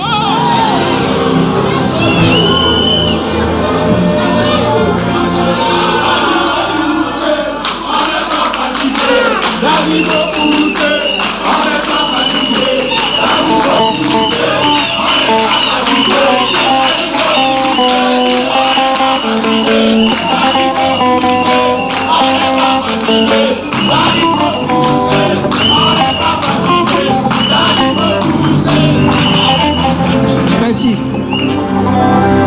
Toi seulement, si ce n'est pas Irak, ça sera Afghanistan. Tout ce que tu as fait dans cette église-là.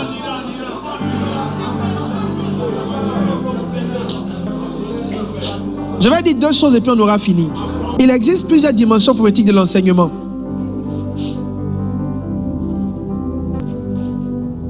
J'en ai parlé d'une concernant la voie des apôtres, l'enseignement des apôtres. Toutefois que vous voulez entendre Dieu, écouter l'enseignement. Pour moi, c'est de basse classe que d'aller fermer les yeux pour dire Père, parle-moi. Où je vais. Je ferme les yeux, parle-moi, Seigneur. Non, je ne fais plus ça. Quand je vais entendre Dieu, je mets n'importe quel enseignement. Je me dis qu'il y a un ange qui coupe les parties pour mettre des parties dedans pour moi. Il me parlera toujours. Les instructions, si vous voulez les recevoir, écoutez les enseignements. C'est un enseignement qui m'a jeté dans l'évangélisation. J'écoutais Pasteur Moïse prêcher, puis il a dit j'ai deux manteaux. J'ai le manteau de l'apôtre et j'ai le manteau de l'évangéliste. C'est comme si on m'a parlé. J'ai senti que j'avais ça et puis je plaisantais avec. Dieu me parle peut-être à 99,9% dans les enseignements. Donc moi, quand je vais en retraite, je ne vais pas m'enfermer du genre, je vais m'enfermer, les anges n'ont qu'à descendre. Tu vas entendre Satan. Seigneur, quand je vais me taire, parle-moi s'il te plaît. Maintenant, Seigneur, parle-moi. Chut. Toi-même, tu entends mon fils. Tu es le seul que j'aimais. Les révélations, toi-même, quand tu entends, c'est que tu mens. Non, moi, je n'ai plus ce genre de choses. Je vais entendre Dieu. Je me mets dans un marathon de 8 heures d'enseignement. J'écoute ça et puis je n'écoute pas du genre. Non, je mets et puis je me balade. Mon orientation va sortir de là. Alors, j'ai beaucoup de choses à dire, mais on va avancer.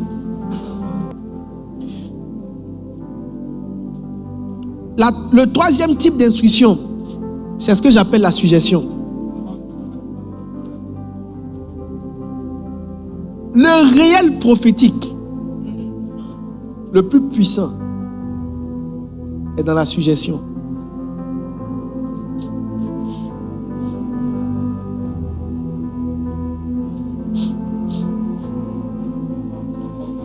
Les pères,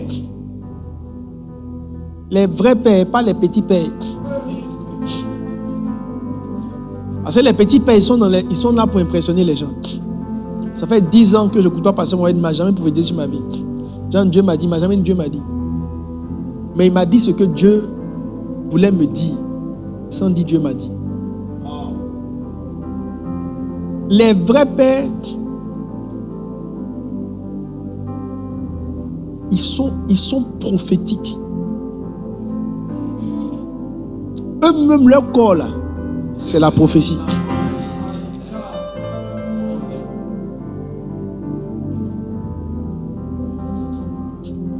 À l'époque, quand on n'arrivait pas à dépasser 800 membres, j'étais parti voir Pasteur Mohamed à Kodesh. Il descend la vitre, me demande, est-ce que chez toi vous priez 24 heures sur 24? Il partait, puis il gagne, puis il m'appelle, il dit, mon gars, viens. Il m'appelle, Jati, viens.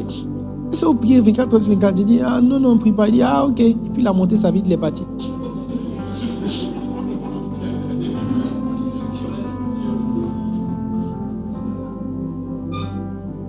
Ce n'est pas une suggestion. J'ai compris que Dieu venait de me dire ce qui me manquait. Je peux parler à quelqu'un? Je sens quelque chose. Attends, restez là-bas, restez là-bas, restez là-bas. Restez là-bas. Lui, là, c'est qui, mais ce gars-là? Il aime Jésus. C'est un nouveau, il aime Jésus. Tu es dans le mauvais groupe, ta vie va se gâter vite dans cette église.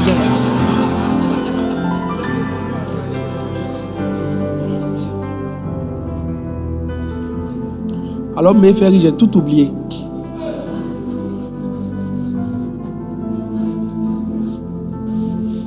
Acte 24. Priez en langue, priez en langue, priez en langue. Il faut que ça revienne.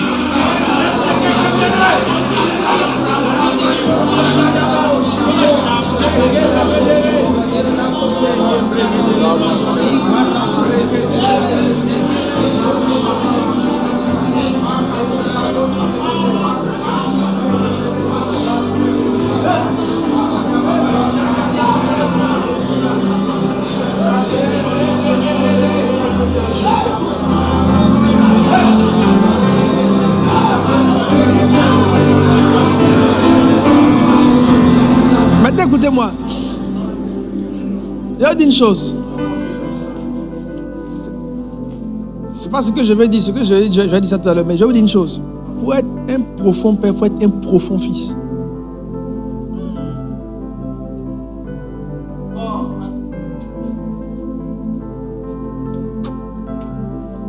Tous ceux qui ont raté dans la vie normale, même quelqu'un qui n'a pas eu de bon rapport avec son papa, ne sera pas un bon papa pour ses enfants. Dans le monde spirituel, si tu n'as pas été un bon fils, tu as du mal. Vous voyez, ce que je vous enseigne là, c'est parce que j'ai été un fils. C'est ma posture de fils qui a ouvert mes yeux sur ces révélations. Ce n'est pas ma posture de père. Je n'ai pas appris sans étant père, j'ai appris sans étant fils. C'est pourquoi le roi Lemuel dit, il dit, j'ai été fils. J'ai été fils. Yes! La paternité là ne s'apprend pas avec des costumes. La paternité s'apprend en devenant fils. Si vraiment tu veux être grand dans le ministère, il faut être un bon fils. Le bon fils que tu es va naturellement faire de toi un bon père. Parce que celui qui n'a pas su être fils ne peut pas faire des fils.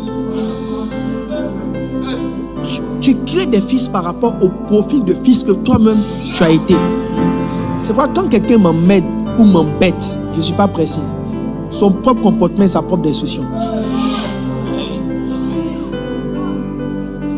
Parce que même si ce n'est pas aux mêmes échelles, les bishops, ça va, vous n'êtes pas trop fatigués.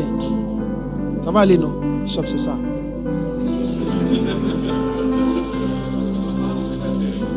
Primera padre. Ouais. Faut honorer le premier padre. Quelqu'un m'a dit que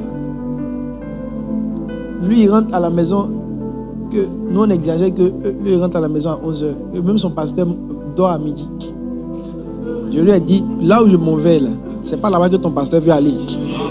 Parce que s'il va aller où je vais aller, il ne peut pas dormir à midi, il va dormir à 2h du matin. Ce n'est pas la fatigue qui te fait dormir. C'est quand ta vision s'arrête que tu as sommeil. Il y a une chose en toi qui enlève ton sommeil, qui te donne le sentiment que tu n'as pas encore fait ce que tu dois faire. Ne perdez pas ça. Gardez ça.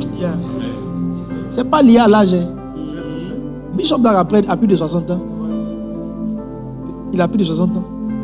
Mais quand tu le vois travailler, tu ne sais pas à quel moment il dort. Bishop Oyedepo après de 80 ans. Mais tu ne sais pas à quel moment les gars là dorment. Oyedepo tous les matins il fait culte. Et puis lui-même il prêche. Je suis allé à une chapelle à leur convention, mes amis. Tu ne sais pas à quel moment le vieux là dort.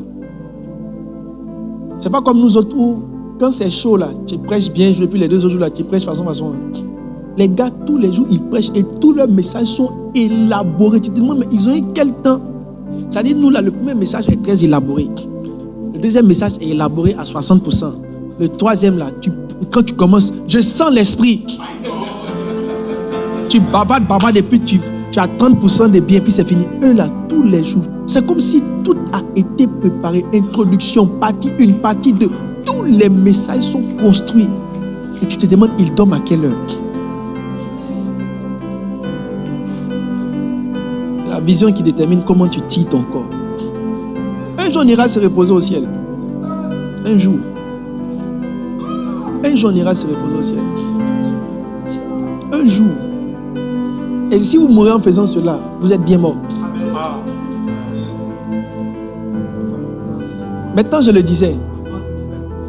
Il y a une chose que je dois vous dire. Je vais dire, c'est puis on a fini. Au fils du pasteur Wabio.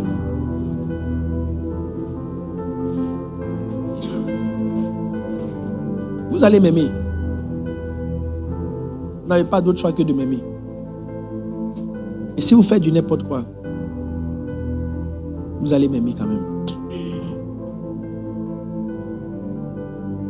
Un père, parce qu'il est ton père, dans le règne de l'esprit, il fonctionne naturellement sur une onde prophétique déjà établie.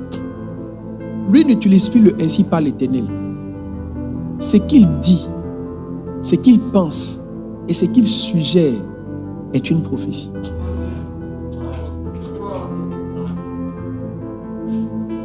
Beaucoup de personnes prennent les suggestions des pères pour des suggestions. Mais ce sont des débuts de prophétie. Quand ton père te regarde et puis te dit, je pense que tu devrais être pasteur. Là, tu penses pour rire. Tu penses qu'il riait. L'amusement d'un père est plus sérieux que n'importe quoi. Ce n'est pas des amusements, c'est conduit par l'esprit.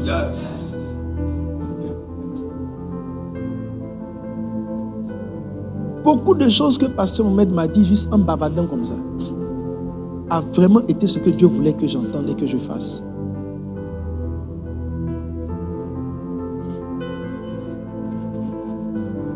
Ce que je veux, c'est que le Père parle, qu'il parle de tout et de n'importe quoi. Mais son tout et son n'importe quoi est une prophétie. Je vais vous dire la vérité. Avoir un rendez-vous avec ton pasteur tue le prophétique.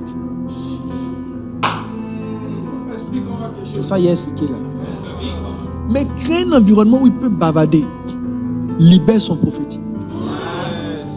Vous êtes arrivé à un niveau de relation, vous devez savoir que les rendez-vous ne sont pas profitables. Une fois que tu t'assois, on doit parler pour que tu partes. Il faut trouver le moyen où ton papa bavarde. Pas où il vient répondre à tes questions, mais où vous êtes et puis maintenant, il parle et puis il peut parler de tout. En fait, il faut l'enlever du cadre administratif pour qu'il devienne ton prophète.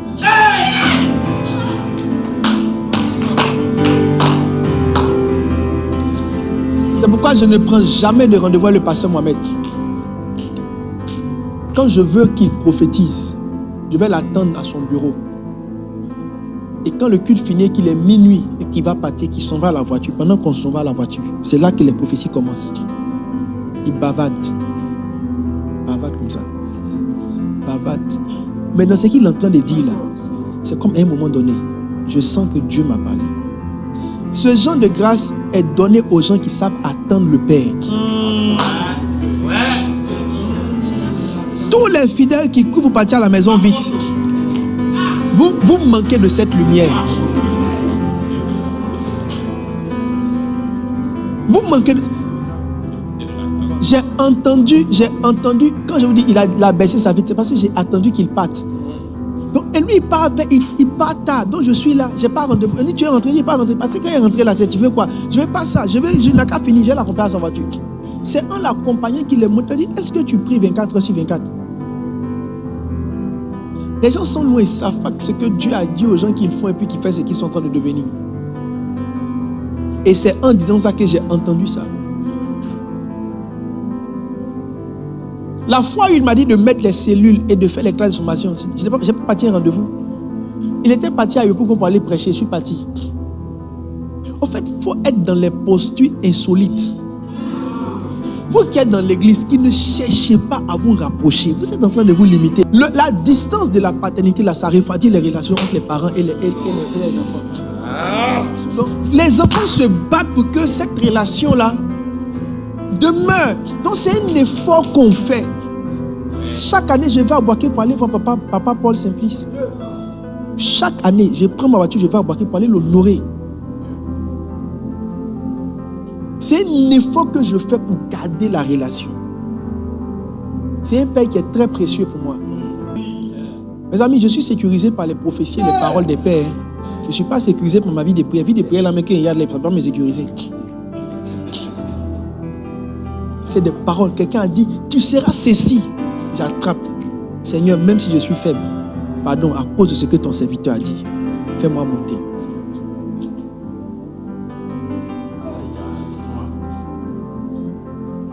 Est-ce que l'esprit parle à quelqu'un? Yes. Vous semblez avoir sommeil. Mais ce n'est pas grave. Ceux qui sont sensibles à l'esprit savent qu'on est rentré dans un rêve. Je le trouve un époux qu'on est en train de causer, mancher, on cause, on bavarde. Et puis ils disent, sont à Figaro pour aller rendre visite à quelqu'un qui est devenu. Donc il n'y a pas de voiture à l'époque. Donc je suis parti, il n'y a plus de taxi, les a suivis. Ça arrive, tous les voitures. Maintenant ils sont à Faya, on a eu pourquoi ils sont à Faya que de venir aussi à Faya. Et tu as une voiture, il n'y a pas de voiture. Puis regarde. Puis il dit monte. Donc je monte maintenant dans sa voiture. Il dit monte de l'autre côté de toutes les voitures là. Ça dit il fallait que je sois là. Vous n'êtes jamais là. Vous n'êtes jamais là où votre pasteur est. Vous êtes pressé par là à la maison. Il y a des expériences que vous n'allez jamais vivre. Et c'est qu'elle a dit monte, on est monté dans la voiture et lui il était tellement fatigué, il dormait. Et puis quand on a dépassé Yobou, qu'on a fait à Djamé, on était à Djamé et Cocody, il s'est réveillé un peu. Puis il m'a regardé. Puis j'ai posé une question, il n'a pas bien compris. Il dit, ne fais pas ça. Fais plutôt les cellules. Fais les cellules, fais l'académie. Il m'a dit, fais l'académie, puis il a dormi encore.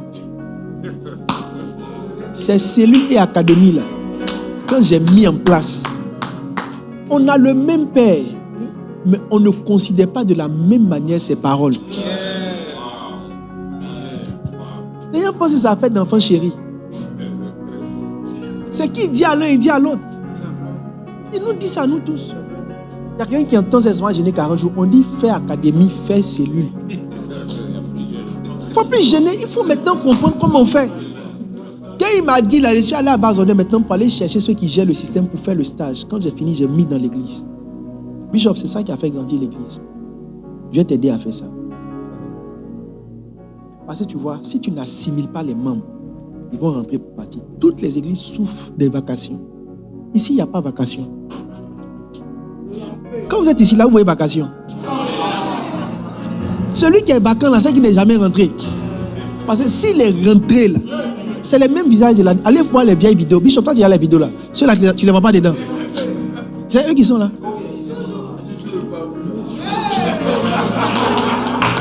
Maintenant, s'il y a un que tu ne vois pas, c'est qu'il est parti sur l'église. Et nous, on est là, ils vont partir où? Des gens depuis 6h du matin ensemble. On est trop liés maintenant. Lui-même, il est parti à Beaunois. Il a voulu être AD. Il a lutté. Mais il ne savait pas qu'on allait travailler sa plaquette. Vous voyez, celle est là maintenant, il dit envoie-moi. Donc, c'est de façon anodine qu'il a parlé. Mes amis, vous avez l'opportunité aujourd'hui d'avoir un certain lien avec les personnes que Dieu vous donne. Rapprochez-vous. Provoquez-les qu'ils bavardent. Soyez là, même s'ils n'ont pas envie de parler, attendez. Quand ils seront en train de rire, quand ils seront en train de bavarder, ils vont commencer à prophétiser.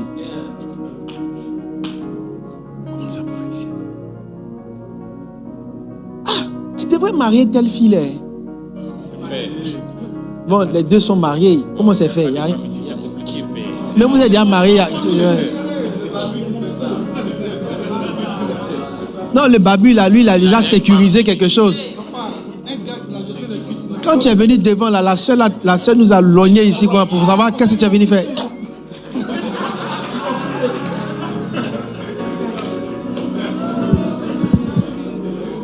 Oh non, tu n'es pas marié. Tu viens de te marier. Et tel gars-là, marie-le, il est bien. Et puis tu ris avec. Non, mais ton truc là, il ne sent pas ça. Hein. J'ai dit, si ton papa dit, il ne sent pas que tu réussis dedans, il faut pleurer. Parce que la force démoniaque qui est en train de t'encourager, là, va te tuer. Comment Satan va te convaincre que tu as raison, là? Il va te faire pleurer. Dieu il ne contredit pas les pères devant les enfants.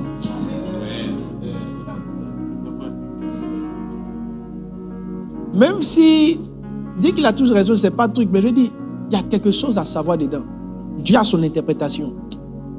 Bref, mes amis, l'une des manières d'entendre les pères, c'est des suggestions. Ils ne vont pas te dire ainsi par l'Éternel. Ils vont te dire, tu devrais faire ça. Pourquoi tu ne ferais pas ça? Pourquoi? Fais ceci, fais cela. Ne cherche pas ainsi par l'Éternel. Ils sont naturellement prophétiques.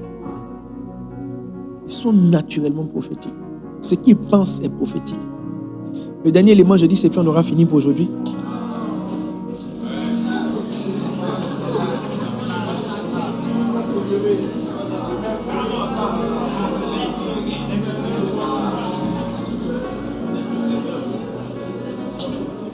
C'est déjà mort, papa.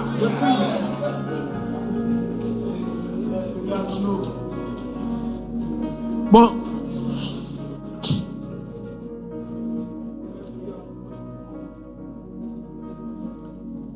Terminons. La Bishop, je m'excuse vraiment, je vous ai vraiment pris du temps aujourd'hui, là, ça me fait mal. J'ai vraiment mal, mais je n'ai pas le choix, Bishop.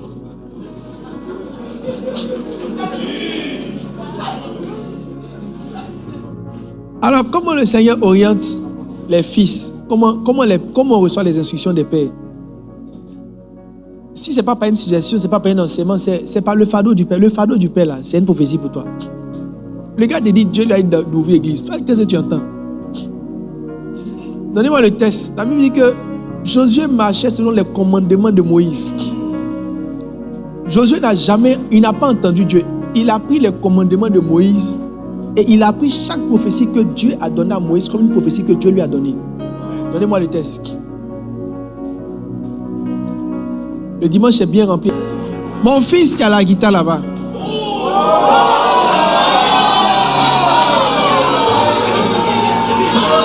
Lui, il dit qu'il a vu un songe qu'il m'aidait à construire une maison. Est-ce qu'on a des gens qui savent interpréter les songes ici? Tu as quelques éléments? Donnez un micro, il va interpréter le songe. Lui, il dit, il a fait un songe, on est en train de construire, et puis lui m'aider à construire. Toi, qu'est-ce que... Frère, comment tu t'appelles? Il a besoin de son nom. Comment il s'appelle? Il a besoin de son nom pour prophétiser. Comment tu t'appelles? Et on dit d'interpréter Ebenezer. Esaïe. En effet, Dieu t'a parlé. Dieu t'a aidé. Dieu t'a montré ce que tu dois devenir.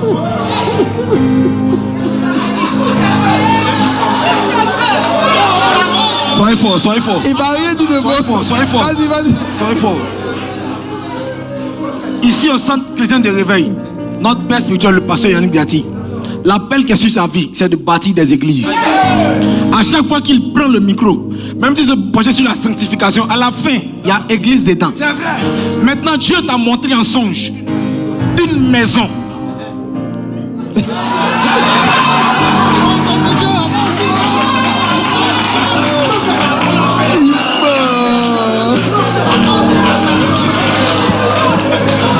Il t'a montré une maison.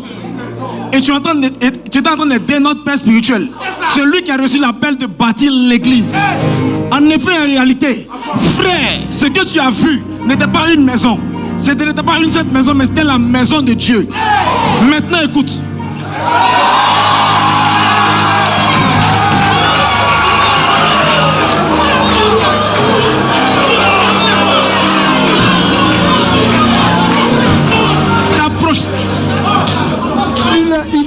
Ta prochaine dimension se trouve dans ta capacité à suivre ton père, à construire et à bâtir l'église de Jésus.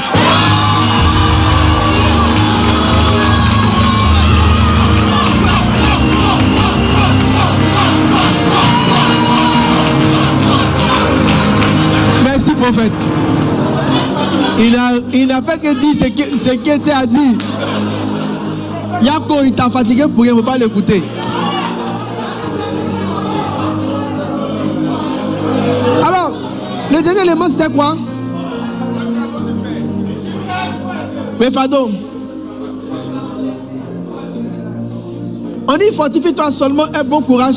Écoutez, suivez. Chut, on pense et puis on a fini. Fortifie-toi seulement, aie bon courage en agissant fidèlement selon toute la loi que Moïse, mon serviteur, t'a prescrit. Donc, toi, Josué, Dieu t'appelle et puis il te dit que toi, ton appel là, c'est d'agir selon ce que lui, il a dit à Moïse.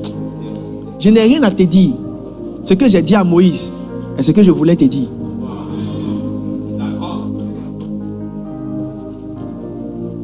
Quand quelqu'un veut une instruction, il doit juste se demander qu'est-ce que Dieu a dit à mon pasteur. Ce que Dieu lui a dit, c'est ce que Dieu m'a dit.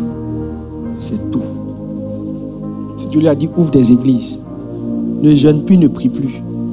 Selon qu'il a dit à Moïse là, c'est sur ça aussi que tu marches. Point final. Tous ceux qui, au lieu de faire ce qui est dit à Moïse, sont en train de chercher quelque chose à entendre.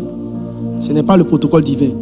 Il dit, fortifie-toi, aie bon courage en agissant fidèlement selon toute la loi que Moïse, mon serviteur, t'a prescrite. Et puis il dit, ne t'en détourne ni à droite ni à gauche afin de réussir dans toutes tes endroits. Merci Seigneur, on va s'arrêter ici.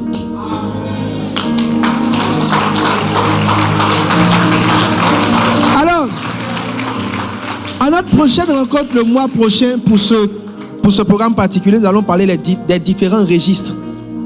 Les différents registres de l'instruction. Il y a plusieurs registres.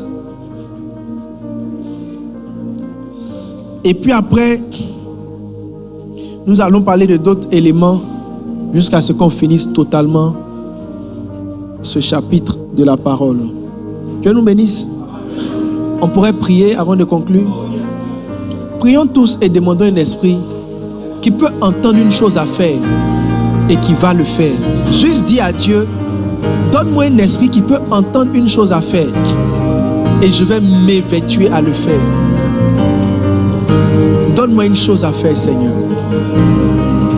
La grâce de faire une chose et que je m'évertue à faire cette chose. La grâce de faire une chose. Donne-moi une chose à faire. Donne-moi une instruction. Quand Dieu va te donner une nouvelle vie et un nouveau départ, il te parle à nouveau. Il met des projets divins dans ton cœur. Donne-nous des projets divins. Donne-nous des projets divins. Donne-nous des projets divins. Donne-nous des projets divins. Donne-nous des projets divins. Donne-nous des projets divins. Parle-nous. Rends notre cœur, Seigneur, sensible à l'instruction. Par la grâce et la puissance du nom de Jésus. Amen. Merci Seigneur. Tu bénis ton église et tu prends soin de tes enfants. Donne-nous un cœur lié aux instructions. Dans ton département, aie un cœur pour les instructions. Dans ta tribu, aie un cœur. Ce qu'on te dit de faire, fais-le. C'est comme ça le royaume fonctionne. Le royaume fonctionne avec un esprit qui a obéi aux instructions. Que Dieu t'aide et que Dieu te porte au nom de Jésus. Amen.